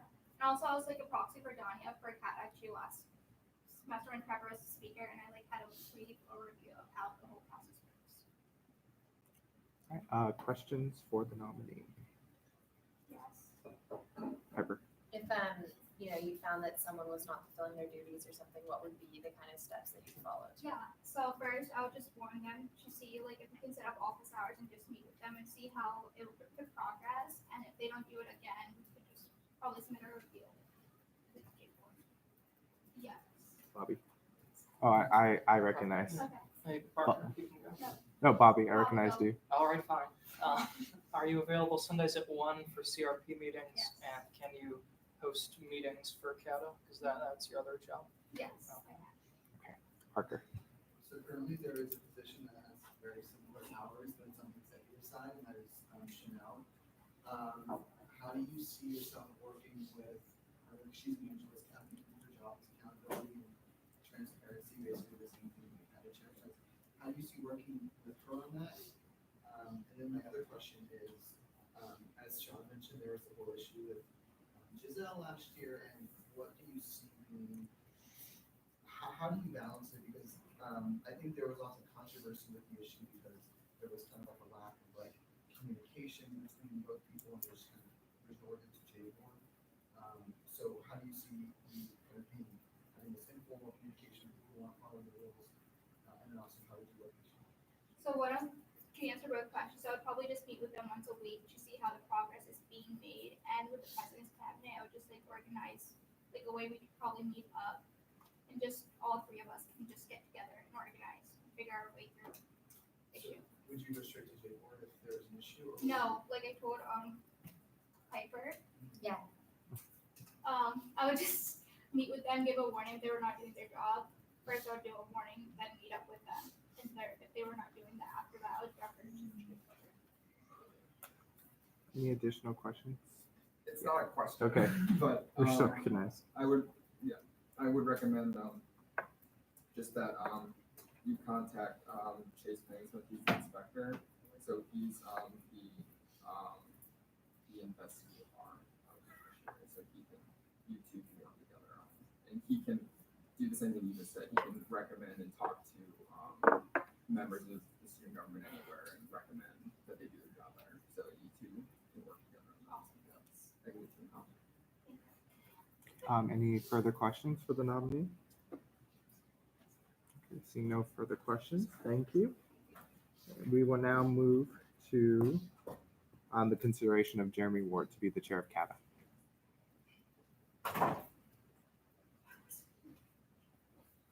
All right, the floor is yours. When I was in high school, I was a parliamentarian historian of student council for 4 years. A part of being the parliamentarian, I had to handle accountability for all of our executive officers and members, whether it be through their grades or whatever committees we had in student council. So I definitely have experience making sure that everybody's following the bylaws, and I actually helped write some of them. So I'm definitely good with the accountability part. I understand the importance of accessibility, and I definitely believe in transparency. So I put my all into it and ready for questions. Okay. Questions for the nominee, Bobby? To go to meetings Sundays at 1 p.m. and hold meetings of your committee if you're the chair. Yes. Okay. I would also recommend if you went to reach out to the inspector, not get to a company. Yes. Because CATA chair last year worked with me because I was acting inspector, but that was wonky. But now we have an acting inspector. I recommend the CATA chair and the inspector work together. All right. Thank you. Kurt? Jen, thank you. Mhm. Why would you be the best, person for the CATA chair role, and what goals would you like to set for CATA this semester? Why I think I would be good at it. 4 years of being the parliamentarian historian of student council, I kind of have a whole background in working in an area like this. We didn't call it that. But this is essentially what I was doing outside of planning events. And things I would try to do, anytime I come into a new office, the first thing I want to do is see how it's going so far. And then that's where after a couple of weeks, I've really sat in and learned what we're doing already. That's when I come in and say, well, maybe we could tweak this, get opinions from the people that are in the committee and also other people that may have influence in it, and then go from there. So I can't necessarily commit to anything right now, but what I can tell you is I'll observe how it's working presently, and then we'll work from there. Oh, sorry. Further questions for the nominee, Jacob? To, speak to your general thought process and feeling about somebody is doing something wrong, breaking the rules. Would you go to them first? Would you give them a warning? Can you speak to that a little bit? My thing is I always go into it assuming innocence. So my thing is opening that line of communication, seeing do they know what's going on? Are they aware of what the bylaws are? And after we've developed that line of communication and nothing has changed, that's when you have to take it a step further. Further questions for the nominee, Wrigley?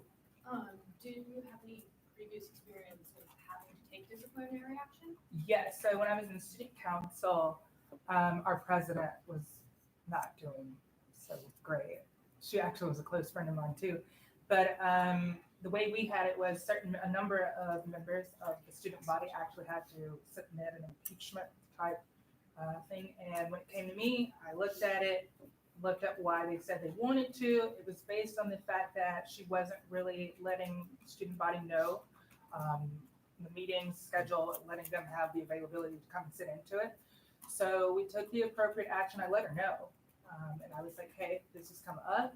These are ways that we can prevent this going further just by you putting out our agendas and things of that nature. She didn't do that, so we had to take it a step further. At that point, we had a faculty advisor. So I talked to our faculty advisor. I asked for her opinions on it. I asked for some of the other people on the board. And we talked to her again. Nothing changed. And then we ended up impeaching her. Further questions for the nominee, Parker? So as Brian talked about, based on interpretation, the executives are no longer required to present at Senate at all. And so what is your opinion on that? If you don't agree with that or want to see that change, what would you do to change that? To my understanding, and you can correct me if I understood it wrong, they could submit a letter and the speaker could bring it up or. Yeah, the report can be submitted to the speaker and the speaker has to bring it to the floor and the Senate has to approve it to put it in the record. I always thought it was best to hear from the person. That's just my opinion on the matter, hearing from them. But I also understand that that may be too much depending on what the executives are doing. So if they have the letter, I see no reason why that wouldn't work. But I think you submitting a letter each time, I don't think that should be right. I think they should come in. That judicial notice I did was a non-binding decision. Okay. So if anybody has a thing, sorry, I didn't take the time, has a thing, they can submit an inquiry for a binding interpretation and whole J board would be involved in that, and that would be what counts. Okay. Yeah. Time for questioning has elapsed. Is there a motion? Yeah, motion to extend question. By 1 minute? Okay. Is there a second? Second. Discussion on the motion? All right. All those in favor of extending questioning for a minute, say yay. Yay. Opposed, say nay. All right. Questioning is extended for a minute. Would you want to have any specific requirements like monthly presentation? I would think so. If that being a non-binding one, if there were to happen to be a binding one, the way I would envision it is that maybe once or twice in the month, maybe you could submit the letter. But I think an executive coming in person once a month would be good to have. Further questions for the nominee? Okay. We will be voting by secret ballot. So I'm going to pass this around. Point of order. Uh-huh. Will there be, go outside and the rest of everybody discuss? No, since they're both senators. They can No, vote. they leave and they Oh, discuss. sorry. this. Yeah. Okay, both of you. Yeah. Thank you. Hear your discussion, but then they can directly invite. Got it.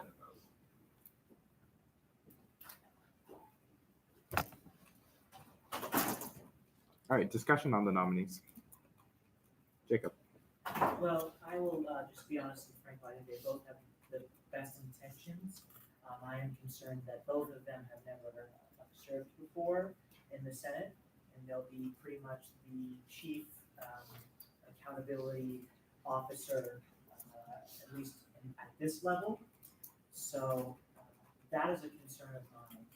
I would say that I'm more inclined to support Jeremy because he has that experience of being the chief whatever I said, how I said that's not actual thing, but I said. So I would be more inclined to support him, but I think it's worth thinking about that and thinking about Katie. Yeah, so I echo those things. Obviously, then both being confirmed not even 2 hours ago, and now chairing a committee, I think it warrants a little bit of concern. And just out of curiosity, who else here is on that? I know is it? I would like to. I'll pull it up. Okay, Parker. Does anyone know for sure that Max is a position? Well, then, even if he did, sorry. I'm pretty sure. Okay. Because we can vote no on both. I'm Max in proxy. Okay, Bobby, you're recognized. The reason I said that Max probably wouldn't want to is that when he asked me to be his proxy, he told me a couple of things that he would want me to do, and among them was not to be CATA chair. And I knew that like he didn't say I don't want to be CATA chair, but that was absent. I'm assuming since he told me other things and knew about this election, that if he wanted to be CATA chair, he would have said something. Plus, you can't nominate someone who's here or who's not here. And executives don't have speaking privileges during committee chair elections. Sorry, Mom. You can postpone it. Just throw that out there. Sure. Seth. I just wanted to highlight another benefit of Jeremy. And again, he's my friend, so I've gotten to talk to him about this for a while. But while he doesn't have more than 2 hours of experience in AUSG student government, he does have 4 years of experience in A student government. And I know we do things differently here, but I think another important point to bring up is that he did have to bring judicial action on a friend of his, like who was also the student body president.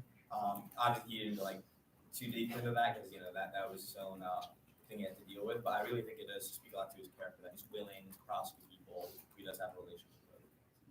Parker. Am I allowed to earn speaking rights? Yeah, you're a senator. It's just the executive. You're a senator. Yeah, you can. Yeah, you can motion. You're fine. It's So just can you grant speaking rights to? Oh no. Yeah. No, you'd have to Not suspend the during- rules and then yeah. talk. But that's a A whole process. Okay. Piper. Max doesn't want it. Okay. Bobby. Yeah, Max by proxy to be compliant with the rules. Just I'm not in the Senate anymore, so you guys can figure out who you want. But just 2 factual observations is that this position is only about 1 more month, so I don't imagine that they will be doing any accountability work. But what they will be doing is convening the committee to review 4 brand new policy books that are going to CATA, that have been referred to CATA already. So I think that is the most important thing they will be doing. So that's just for you all to consider. Further discussion. Jacob. I'm interested in what Senator Butler said about postponing this vote. I would just say, in my mind, there are, we can either go through with this today, and I don't foresee anybody else who's gonna, like, if you didn't come to the first meeting, maybe you can start showing up now, and so maybe we do this. But that's the only thing. I would just say we have another election for a chair coming up. So maybe just think, if I've been on the student government, do I want this position? If I don't want this position, do I know enough about it to maybe execute it somewhat well? It's a point of inquiry. Uh-huh. Isn't it the case that if there's no chair of a committee, the vice chair is the acting chair? And like, for example, if the Senate voted down both of these people today, that Max would be responsible for doing these 4 policy books? Yes, so he would be the acting chair. Parker. Wayne, do you want to be chair? I got a lot on my plate, so. Curtis, do you want to be chair? He's the chair on campus. Yeah. Oh my God. Yeah. Plus, you can't nominate anybody else. You can't nominate anybody There's no more else. nominations. Yeah, so- the nominations are closed. Yeah, Jacob. The only options that exist at this point are we vote somebody in today, or we vote down the whole thing. It's not, like, the rules state that you can't just, like, put someone else's name on the paper. I mean, you can, but it's gonna just count as a spoiled or blank balance. Mr. Speaker, I have a motion. Okay, I move to Bobby. reopen the period of nominations. Would he have to suspend the You'd have to rules? suspend the rules. All right, Okay. I move to suspend the rules to reopen the period of nominations. Then you Okay. can talk. Okay. Also to suspend the rules to allow Milan to talk. All one big motion. Okay. Do we have a second on Bobby's big motion? Okay, well, hold on. Are you suspending the rules related to the committee election, to reopen nominations, and to give him speaking rights? Yep. Okay, that's two different votes. Yeah, You okay. gotta vote to suspend the rules on Okay. nominations, So then on suspending. Okay, not so suspending the law. Okay. Suspending those, not that. All right, so is there a second on Bobby's first motion, which is to suspend the rules as it relates to the CATA committee chair election, to reopen nominations? Okay, is there a second? Or here, we'll vote on that first. Yeah. All those in favor of the motion to suspend the rules to reopen the nominations for CATA chair, say yay. Yay. All opposed, say nay. Okay, the yays have it. Motion is granted. Okay, and then is there a second on the motion to suspend the rules to allow the vice president to have speaking rights? Yeah. Okay, we have a second. Discussion on the motion. Seeing none. Piper? Do we really want Milan to talk? Actually, I think they need to come back in. Yeah. And vote on this. Yeah, you might as well. I'm gonna Okay, yeah. Oh my gosh. This is fun. This took an unexpected turn. You didn't think there would be so Once- much parliamentary procedure at this first meeting? I know. I love it. I love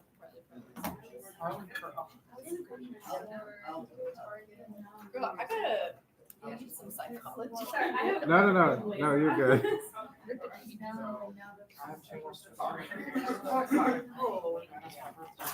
So now, 4 people can be nominated, Yeah, okay. and Mulan can talk. Not yet. Okay. So just a point of order. So for the two senators who just walked in, Senator Ward, Senator Soni. So a motion was proposed, and it did pass, that the nominations for the chair of CATA will be reopened. And we are now on the motion to suspend the rules and grant the vice president speaking rights. That motion was second. Is there a discussion on that motion? Seeing no discussion, all those in favor of suspending the rules to allow the vice president to have speaking rights, say yay. Yay. All opposed, say nay. Okay, the motion has passed, and the vice president now has speaking rights. Okay. You still can't nominate people. We opened the nomination. Okay. I was gonna do that. Okay, so Sorry, you still can't make motions. the floor is back open for nominations. Okay. Yeah, okay, you're recognized. Yeah, I was just gonna speak more Sure. generally, because I didn't know that we were going to like do the motion to like basically open back up like say you vote no for vote. Uh-huh. Just because like they will only be serving for like a month's time. Mhm. Unless like they decide to like pretty much then we'll have a bunch of new senators. But honestly I think for that position because Danya served in it, she was like one directly related to the bell. That kind of the whole inquiry process that happened. So I would just think that like, who here is on CATA? One person. There's two. Oh, two people.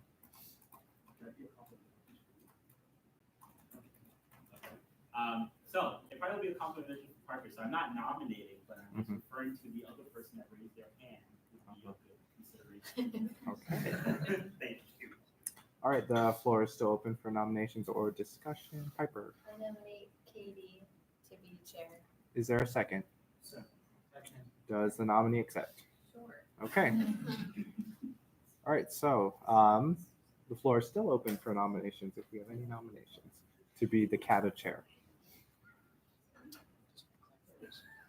I actually have a question. The other Yeah, sure, recognize. the other nominations are still up there. not Yes, three people, right? so now we have 3 nominees.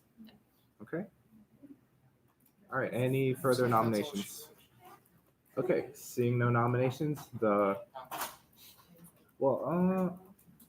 yeah, the nomination, okay, the floor is now closed for nominations. So that rule is back in effect now.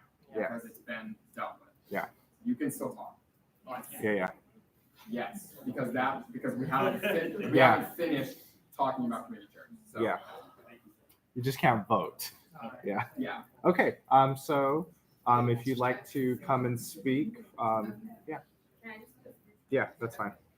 So, I'll be totally transparent here. I'm really doing a lot this semester, but given that there's only about a month of me serving in this role, and it's improving policy books, I can be able to make the time to do it. I can come to CRP, on Sundays at 1. I'll figure out another hour of my life. Doing some meetings, yeah. Okay. Thank you. Questions for the nominee? Okay, seeing no questions. Can all the nominees leave once again? I'm sorry.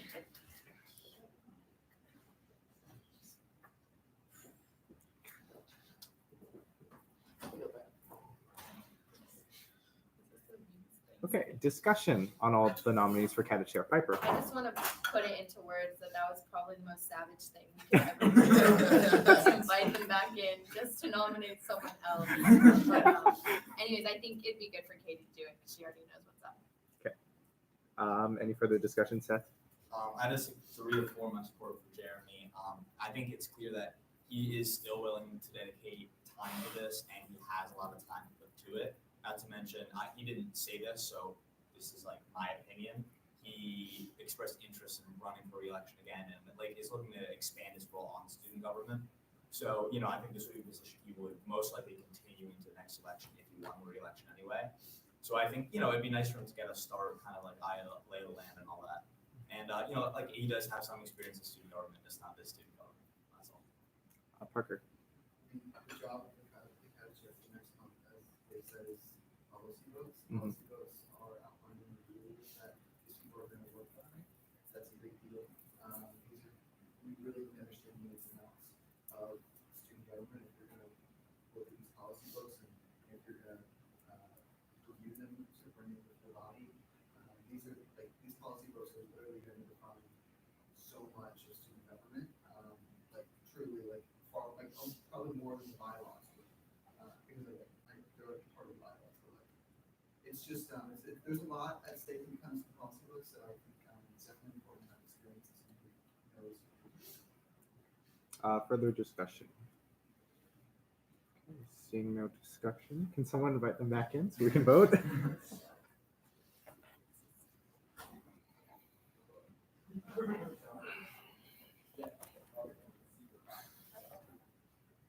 Okay, so I'll pass around the sticky note.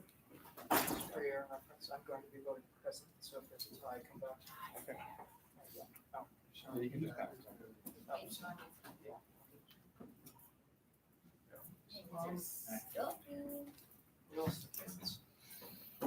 Do they vote as well? What was Yeah, that? they can vote. Oh yeah, they They're can still- vote because they're they're still Senate members. Yeah. President still votes for the president. Exactly.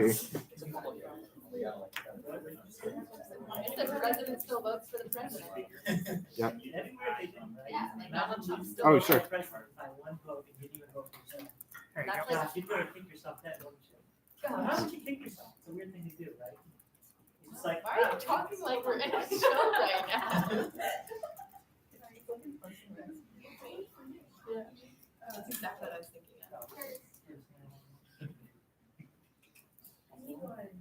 Sean, I deposited my vote right next to you. Oh, perfect. I was going to come around with this anyway. But Yeah, okay. I forgot. I did a doodle on it. You've been out of celebration. I know. His brain is still processing in German, so the motions are different. I really appreciate it. I thought that was good. No, it was hilarious. No, so that was 2019. Yeah, she's And still then now fine. I'm here, because I had too many credits in 2020, and I'm also too many credits in 2019, because technically I graduated, but I haven't. Yeah. This happened last year with Jacob DeGoes, and for the remainder of the term, it just. That's like a weird status. Charter said he would just switch me. Are we talking about your status? Yeah. Yeah, we talked about the library. I don't know, like my voting. She does, okay. She changed her director status. She will. She does. So, Okay, this I don't- happened- because I don't know once the class of 2019 graduated and doesn't exist anymore if the Yeah. Senate seat doesn't exist. Brian, this happened last year with Jacob DeGoes when he was 2018, and he just stayed 2018 until the next election. And I guess Madison Munster runs again, she would run for 2020. I guess I'm just confused right now because technically the class of 2019 Senate positions doesn't exist. Yeah. No, because the class of Well, I mean, what if you were 2019 like doesn't graduating exist. in the fall? Yeah, what if you graduate in the fall? Are you You're just still are you class of graduating in the 2019. fall? No. But you're still class of The class of 2019. 2019 No, but she's not graduating. But I'm just saying, the in Constitution In doesn't general, exist yes, anymore. in general, yes, but in this So case. a class of 2019 still exists, because, right? Yes. A class of 2019 still exists, so I we still. suppose that's true, yes. So they need representation. Yes. So. Yes, Here, she's we have fine. today, great Yeah. senator, Senator even Pastor. better person. Yes. So that's a yes, Yes, vote. not Jacob, anyone else who has an actual Yes. authority. I have authority. That was okay. I'm the finance chair, and I guess you can be the senate. When did you begin your term? When did you begin your term? Last spring. Last spring? Probably. There's no more dean of the Senate. Yeah, there's no. But you're the most senior. Really? Are you? Yeah, you're all the way back from the 12th Senate. It's so funny because I've always acted as the most senior person, like, like being old, like asking for the senior discount. And now it's like the seniority matches the asking. Yeah, but reports from cabinet members. But once you join that can go over 2020, you will lose. Unless you run unless you run for election in 2020, but once the Senate is over in 2019. That is wild. I can see myself. There's the class ranking. So that's this semester. This Joyce, semester how's over, it going, oh, dude? you don't win election for 2020. Zero. Yeah, exactly. So you can either run and earn a seat, or you just let it expire. When I was in Germany, I watched the Senate meetings last year. There was usually like 3 people watching the streams. So it's you, Joyce, and Sylvia Burwell. But they can't hear us, right? Or can they? It's the audio's just really. Yeah, when I, like, I'm not here sensitive, I have to use that. I have to like put my phone up to my ear. Because they're, one side of the room. Yeah. But it's like my other side, you basically just like, nothing's like, that's really funny. Well, the microphones upstairs are regular, like the inbuilt microphones Those are are good. good. But the problem is Trevor was just recorded on his computer. Yeah. So it's like that. So if you're far away, like, it's. Dang. Yeah. I remember that earlier when Jake was like, what? Okay, so with a vote of 7 to 4 to 1 to 1, Katie is now the chair of CATA. Congratulations. Okay. Now moving to the election of the chairperson of the Committee on Student Rights and You Service. can't talk to him because we're in a new election. Yeah. Okay, so now moving to the election of the chairperson of the Committee on Student Rights and Services. The floor is open for nominations. Jeremy. I would like to nominate Seth Christopher. Excellent. Okay. Is there a second for that nomination? Okay, we have a second. Jacob. Second. Second. Piper, do you accept? I do accept. Okay. The floor is still open for nominations. Any further nominations? Seeing no nominations, the floor is now closed. Seth, if you would like to come and speak.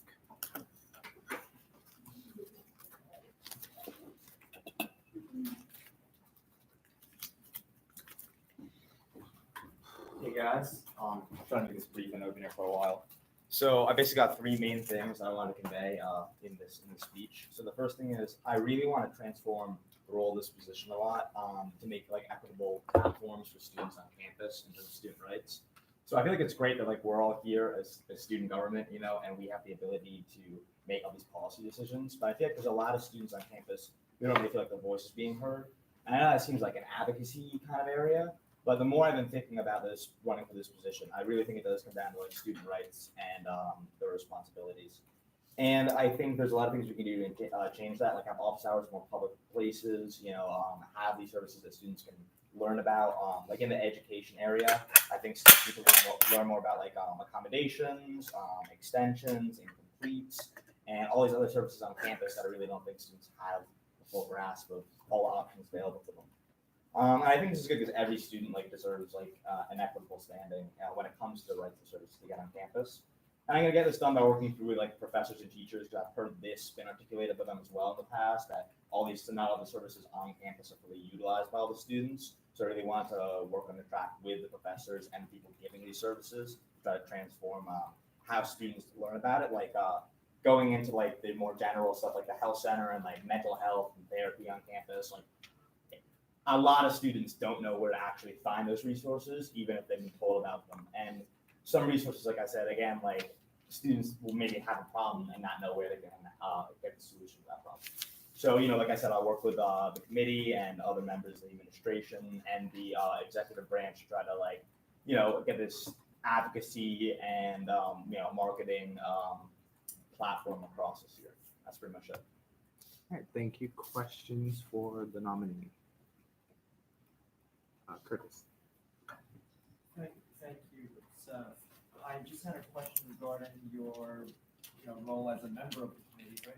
So what work have you done up till now on the committee? Okay, so when I first got this position, which was at the end of last year, I think it was a month before the school year ended, I made it in my nomination speech that I wanted to take that time to observe and to see what was going on. And that's where this whole advocacy-based platform came to my mind.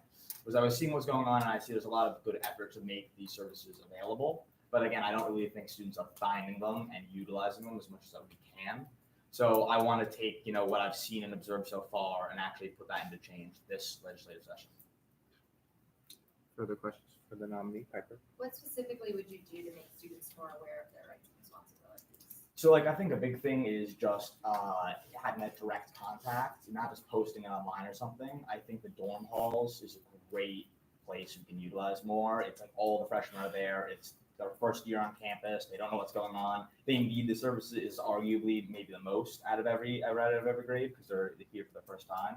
So I think I have a lot of time this semester to set up workshops, go in there in person. I'll hold my office hours if allowed within the freshman halls and get different members of the services to come in there too and kind of have that direct contact with the incoming students.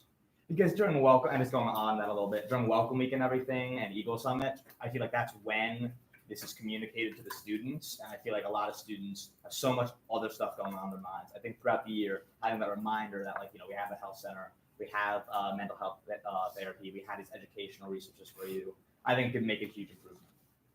Bobby? Are you familiar with the students' rights cards?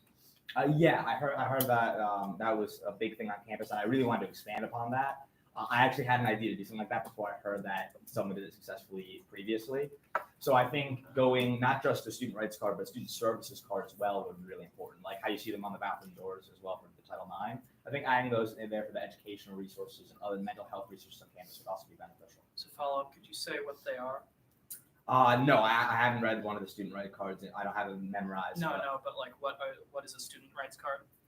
Oh, what I heard, they were cards that were placed around campus that basically told students what rights they had. I don't know how much more I can expand on that. But you gave them different resources and that kind of stuff. But I really want to expand this to be more marketable for one to students coming on because they don't always read them.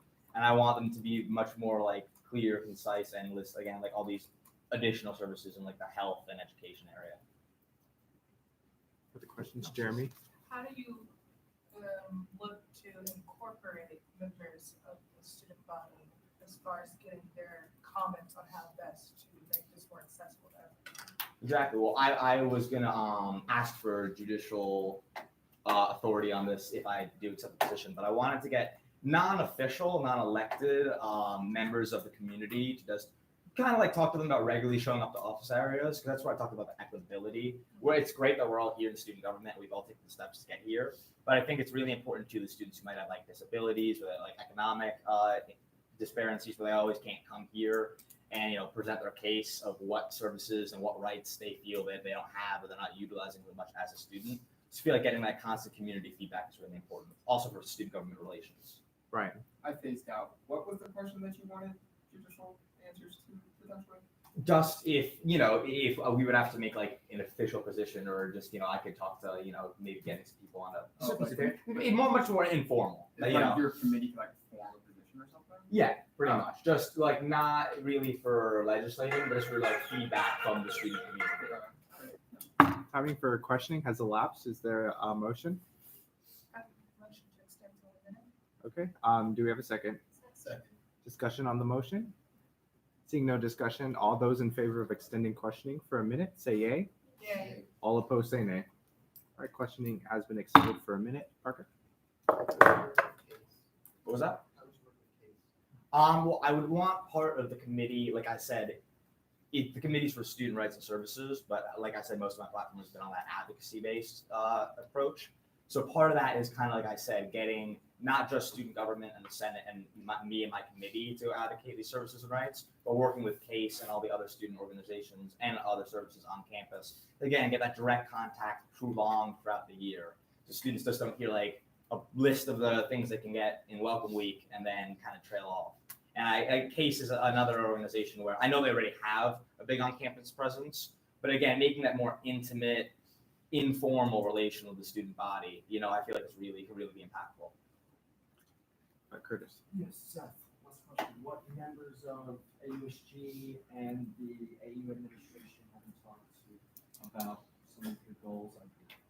Well, briefly, I talked to the former chairman, Sean. Last year, I told him my excitement about it. I was going to get into it. And, throughout if I am accepted this position, I will be communicating with Sean. It's kind of learn, his roles and responsibilities in the committee last year and how we can expand upon his vision as well. Timing for questioning has elapsed. Is there a motion? Seeing no motion, thank you. All right, we will now hear from Senator Newlander. Do I step up? No, you're fine. The floor is yours. I'm bringing my computer just so I can get to everything, but I don't have anything. You're good. Just so no one's afraid. So hi, I'm Piper. So those of you who don't know me, I was that is right, the vice chair of CSRS last year, the full session from October to, I guess technically I'm still the vice chair now, so that's what I'm up to. And Sean was the chair, so we worked together on a lot of that. And for me being chair, I would really like to extend on the legislative priorities from the 2018-19 school year, which we broke them into improving mental health services on campus, improving or expanding kind of the healthcare services, cross-cultural events, and then focusing specifically on enhancing student understanding of their rights and responsibilities within campus. For me, the thing that I'm most kind of excited about, because we talked about it last year and got it kind of the ball rolling, is the expansion or improvement of the wellness center. They only have, I think it's 13 mental health professionals on staff, and the wait list can get really long to get services there. And the actual physical space that they have, it is very difficult for confidentiality. It causes a lot of issues in general.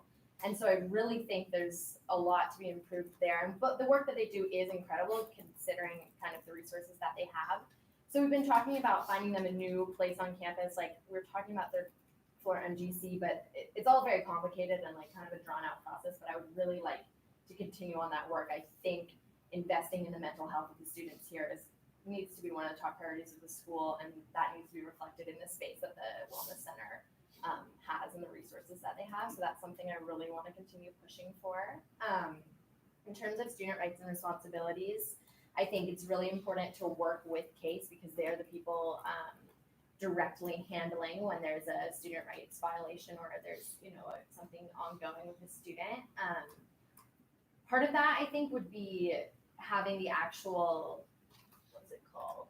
Just get the word right. The academic integrity code, more decoded, I guess. When you come in as a freshman, you don't necessarily, understand how things are gonna work out, what is plagiarism. You know, we all come from very different backgrounds in terms of the education that we've had before coming to AU, so it's really important that everyone can be on the same page and of understanding what is expected of them, and if they breach that, what then their next steps should be, and how they need to conduct themselves in these ways. So I think it'd be so great if we could have like academic integrity code for dummies. Of course, I don't call it that, but like that kind of thing, like on the website as well, so that you can look at that and be like, okay, this is like what it means in layman's terms.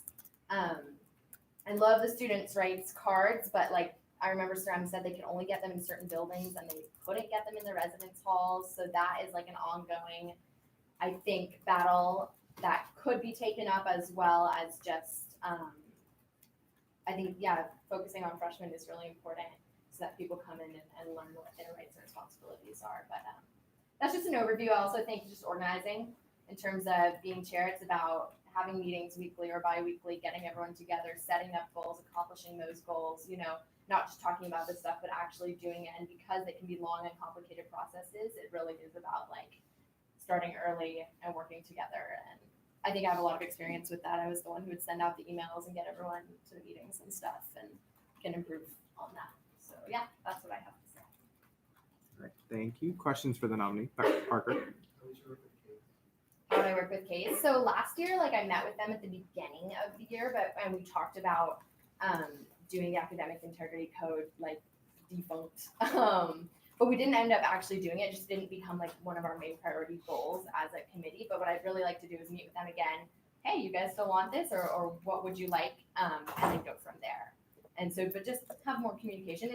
We don't need to be meeting with them all the time because everyone has stuff that they're doing, but just meet at the beginning of the year, set a goal of something we can accomplish together, and then do that. You know, keep communication to achieve that goal. Any further questions, Curtis? Thank you. What member of student government have you talked about, with your goals and initiatives, and one member of the AU administration talked to? Okay, I guess a member of student government I've talked about my goals with. I mean, me and Sean, does that count as an answer for you? Okay, me and Sean communicated a lot. People within actual, like, admin, Jeff, the dude in charge of Wellness Center, forgot his last name, there's two Jeffs. Yeah, Jeff Fulton. We talked with him, talked with Powers, is that her last name? I'm sorry, the one with red hair. I'm blanking on the name. Her. Sorry, I'm blanking on the name. It's terrible. Katie, just various people, Ayana. But Jeff, I think Jeff Fulton is like the person I think of that I've had the most kind of conversation in terms of CSRS and mental health goals. Further questions for the nominee? Jeremy? You talked about improvements with the wellness center, and one of the ones you mentioned was potentially finding a new place to house it. What other improvements would you be potentially looking at? Something I'd love is that you have to go in person to set up your first kind of appointments and stuff. I think, if you're dealing with anxiety, for example, might make you extremely anxious to have to go in person and set that up. So I think it would be great to be able to set up your meetings online. Just any barriers that a student would have to getting mental health services need to be taken, need to be minimized. So that's just something off the top of my head that I would think of. Just going right off of that. I just want to know what general steps you would take with the administration to work out how to improve mental health facilities. I think the most important thing is talking to Jeff, the guy who is in charge of the wellness center, because you can make large goals, like example, finding a new location for the wellness center, but that is really realistically not going to be achieved within a year. And our pull is kind of minimal in terms of that, like we don't control how the buildings are set up and stuff like that for the most part. So I think those are good to work on long term, but it's really about talking with Jeff, like what are small things we can do, like making an online sign up, or like posting signs about a wellness center event or something like that are smaller, shorter term, and just create more accessibility. Jeremy? You were saying that the students' rights card weren't allowed to be in the dorms. What is the reasoning behind that? Or it may not be something. Sarem is the one who did that. He was in charge of case last year. His name's Sarem. He's no longer here, but when we asked that same question, we were like, why aren't they allowed in residence halls? he kind of didn't have a legit answer. They just basically were like, we're not having them in here. At least that was my understanding, and maybe someone else has more clarity on that. But yeah, you would think it would be normal. I can provide a little extra clarification. Really, and I don't know how much this pertains to what the chair's role on this would be, but really like the main issue has been working with not even RHA, but HRL, Housing and Residence Life, and in particular where they would go and whether or not they would be compliant with certain regulations and things that they have.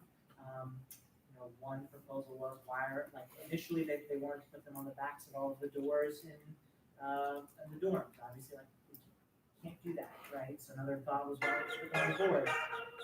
Why can't we do that? Like it's been this whole long process, and I wish we could have answers why, but it's just one of those things that because year in year out, it's never had a peaceful conclusion, right? Or actual conclusion. It just the ball gets jumped into restart again. Timing for question has elapsed. Is there a motion? All right, seeing no motion, can both nominees please leave the room? Thank you. Yeah, that'd be great. Thank you. Actually, so you can leave my phone. Can't be without her for a minute. All right, discussion on the nominees. Curtis. Just a point of clarification for the Senate and the student body. Piper was referring to the Wellness Center, which is no longer called the Wellness Center. It's HPAC, the Health Promotion and Advocacy Center, which is not headed by Jeffrey Faulkman. It's headed by, I know who it is, but yes, Jeff Faulkman is the counseling center. And then in terms of the nominees, Seth, very passionate about student rights and services from the get-go when he came up for his initial nomination as a senator. He said he wanted to be on your committee, right? And also with Piper and her involvement on the same committee, when it comes to being the vice chair, I think that's a stepping stone to the chairperson role. Jacob.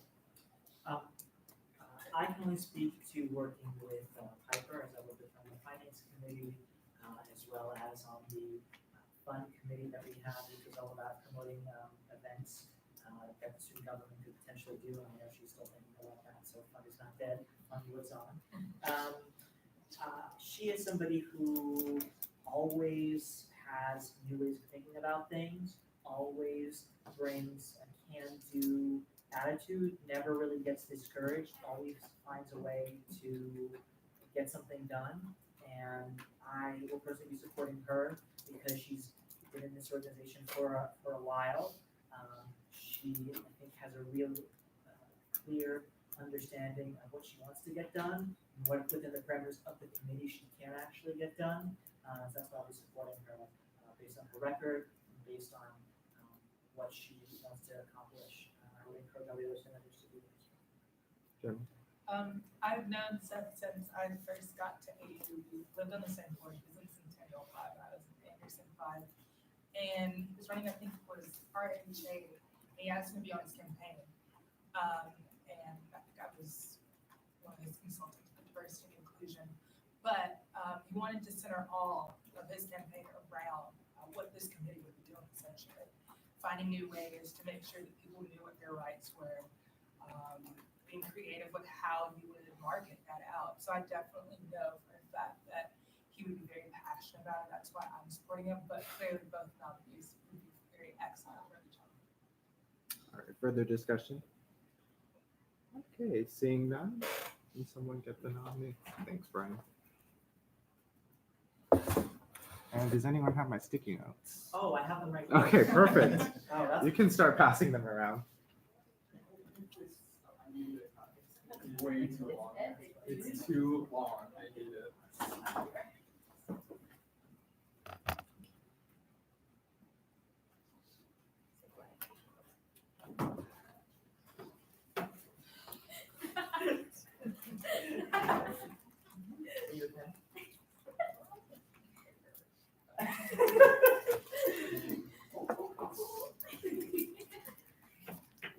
In case it doesn't reach down.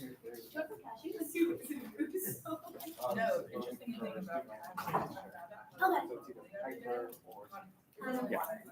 no, it's like this fruit, it's called a cashew apple. Yeah, I got very interested. And, Hey, so Sean, they just give, for the records, FOMO. I'm For my last name. Oh, Sorry, I should've made that from the oh, first. sorry. My last name. so like, they get the apple, and it grows from the bottom of the apple, and then they throw the apple away, although sometimes they use it for alcohol. What is apple taste? Like cashew. Having a ball. I just slammed that gavel way I've too been hard. putting a fun doodle on all my. Sean, was that like standing paper and like wood varnish? It's the hard eye side of it. It's from my bracelet. Scarlett made it for me, I can't.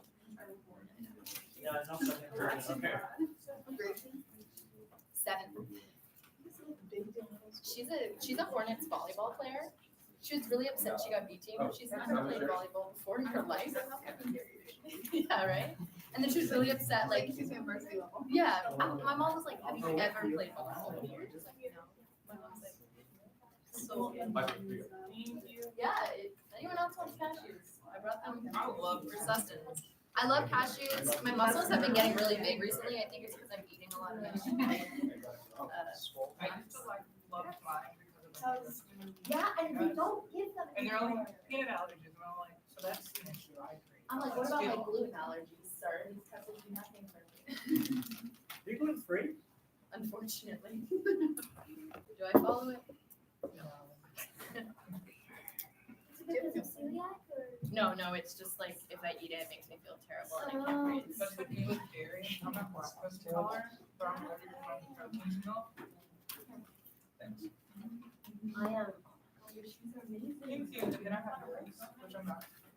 Theoretically. And they're like, you can have a little bit of it at one time. I'm like, okay. You can't just have one sip of a milkshake, though, you know? Like, You have to balance it. you literally can't. I physically cannot. Yes, I do. Yeah, I know. I can't eat anything. I actually legitimately some days don't eat like vegetables like in the day because I can't. It's of course it's not good, but I can't get anything on the go because it all has gluten in it. Really? Yeah. TDR is good, but I have to have time to go to TDR. Yeah. You can't eat like grass or sand. Normally I eat the dirt. That's all the free pancake mix is. That's why we all had a cup of that. Yeah, we really all had. Yeah, that was major great. That was a stuff real on bonding the moment, folks. That was a good one. That's what it feels like sometimes. Nope, It just you it got stinks it. that somebody else is excluded. Oh, I wanted to announce to everyone, we're all going out for drinks for Bobby's birthday at an unforeseen future date, so. Unforeseen. All of a sudden, legalese! Sunday happy hour. Make it a reality. Sunday evening happy hour. There's no better day to go out and get drunk. Sunday night. So like, if you do that, let me know how that goes. I have to make sure there's no voter fraud.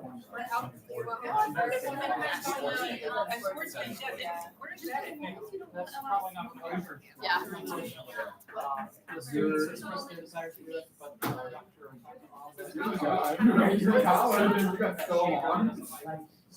Mess on campus. What's your reasoning? No, she Like, has a good policy. Yeah. Oh, yeah, that's what I wrote. It used to be a tavern. The tavern used to be a tavern. All right, so from a vote of 9-3 with one abstention, Piper is the new chair of the Student Rights and Services Committee. So congratulations. Okay, moving to old business, seeing no old business, moving to public comment. Any member of the public wishing to speak at this time? Seeing no member of the public, moving to the good of the order. Any executives for the good of the order? Okay, Bobby, go for it. Sure. Well, thank everybody for coming to this meeting. It's important that you all come to your meetings, especially this time of year. It's hard to get everybody in one place for some reason. So thank you for doing that. If you ever are interested in the student government budget or university financial issues, you can come and find me. I'm in the student government, our executive office a lot. I normally come to campus in the morning and leave like 5 p.m. So if I'm not in class, I'll be in the office. Come say hi. It's right next to your office, so it's very convenient. Let's see. What was the other thing? Oh yeah, this is Sean's first meeting presiding, and it went pretty well. So good job for that. Yeah, that's, yeah, thank you. All right, move on. Thank you all for being here. As Bobby said, definitely the first meeting back in the new academic year. It's hard to really get warm and hard to get like our students, resident student government. So I'm looking forward to seeing y'all for the most part probably finish out your term in October. Let's see the last month for re-election, and I'll see you all again if you win. Just Bobby, I don't know if you're gonna run again, but What? are you gonna run again? Are you asking right now? No pressure. But no, I think in all honesty, it's going to be a great year. Especially like I was at orientation later this summer, and a lot of the freshmen are super eager to want to join student government. We have one here right now that I kind of invited to sit in to see how kind of like the meeting runs. There's another one that was here that had to leave early. So there's a lot of them that are super excited. They've been bugging my inbox asking about when info sessions will be and when like elections will begin. And I'm like, speak with Sean. I guess they have not gone to him yet, so they keep on coming to me. But it's going to be a great year, and if there's any questions about programming revolving anything about founders, KPU, Women's Initiative, and stuff, definitely please come to me or even partners will also be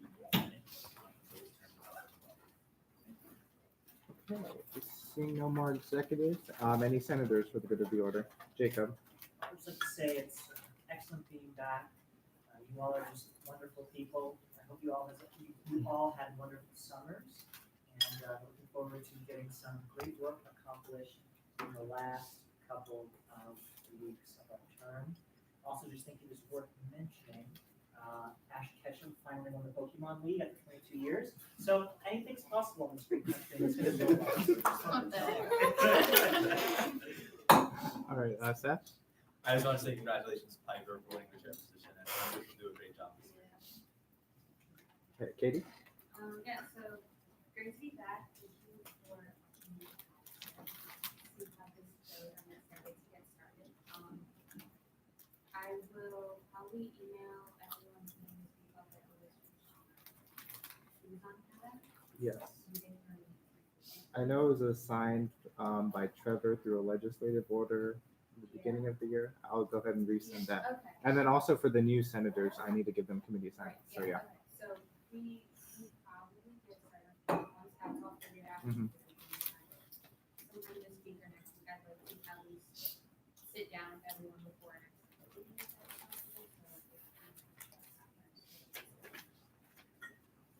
Pepper.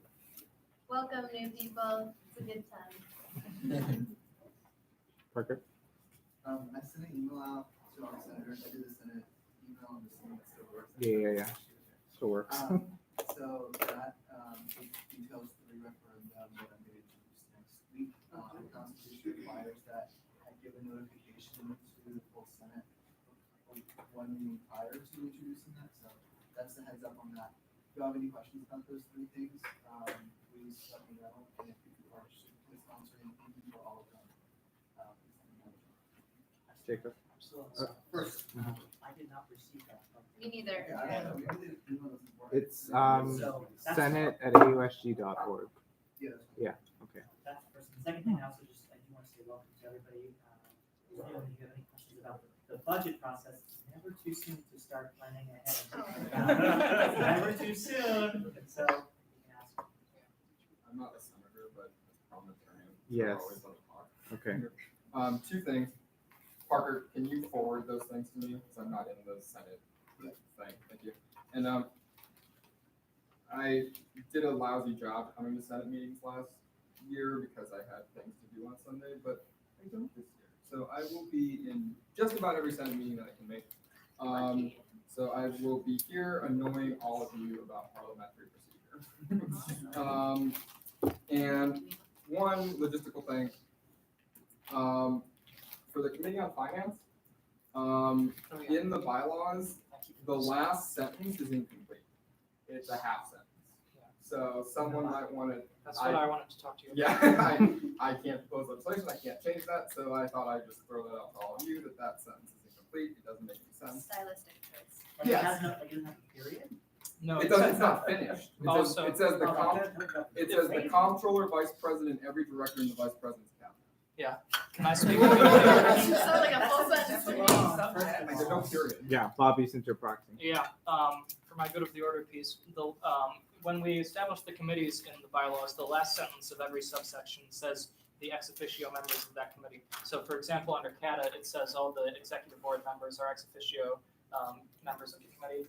The finance committee should say the comptroller, the vice president, and all the program directors are ex officio members of the committee.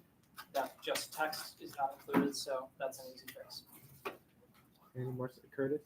So Brian, thank you for your updates on, the judicial board matters. In regards to our Senate terms, I am sure that there's a possibility someone, a member of the Senate, can propose legislation to amend the Constitution in regards to that.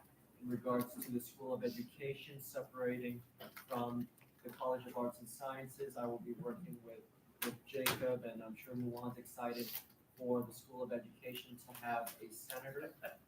So those are my two items in regards of the judicial board, and I'd also like to thank, Mulan, Zach, right, and the entirety of KPU for hosting a very successful event in Benderina with Condoleezza Rice. Thank you. Parker? I was just following up. Two of the three are listed, school education. Any more senders for the good of the order? Okay, so office hours will start this week. I'll go ahead and do that through a legislative order as well. So if you haven't done so already, go ahead and send me your office hours. Sean, can you just do it? I'm so sorry. No, go ahead. Can you just do a doodle poll instead? Yeah. I was Sure, gonna say okay. that as well. I'm just not That would be easier. I'm not But tech. you're in charge. Yeah, You're I'm not you. technology savvy, Yeah. but I have a whole cabinet who is. So I will rely on them to help me do that. So yeah, I'll send that out. Office hours. As I said before, my cabinet is here to help all of you. So Sarah is basically going to be helping with anything policy oriented. Chan, who's our operations director, will be helping with anything relevant to the Senate calendar and meetings and all that. And then, of course, Zoe will be helping with legislation. And then, of course, I'm always here as well. So if you need anything, please feel free to reach out to us at any time. Also, on the topic of legislative orders, I did one for the committees. So just to meet at least twice a semester. I feel it's very easy. It's just a simple hi at the beginning and bye at the very end. So just make sure to do all that. And then just to send me a notice within a week of that meeting, just when the meeting's going to happen, so I know that you're meeting. And then a week thereafter, just saying who showed up. And then if there's any questions about that, feel free to reach out to me, or if there's any questions at all. If nothing else, thank you, everyone. I'm excited for this year, and we're going to do great things, and we are adjourned. So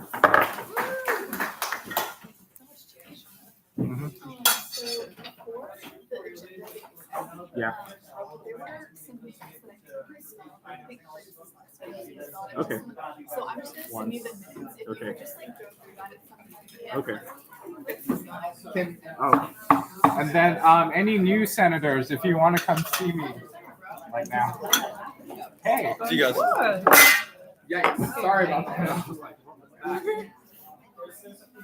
Oh, Ricky. Okay. Yeah.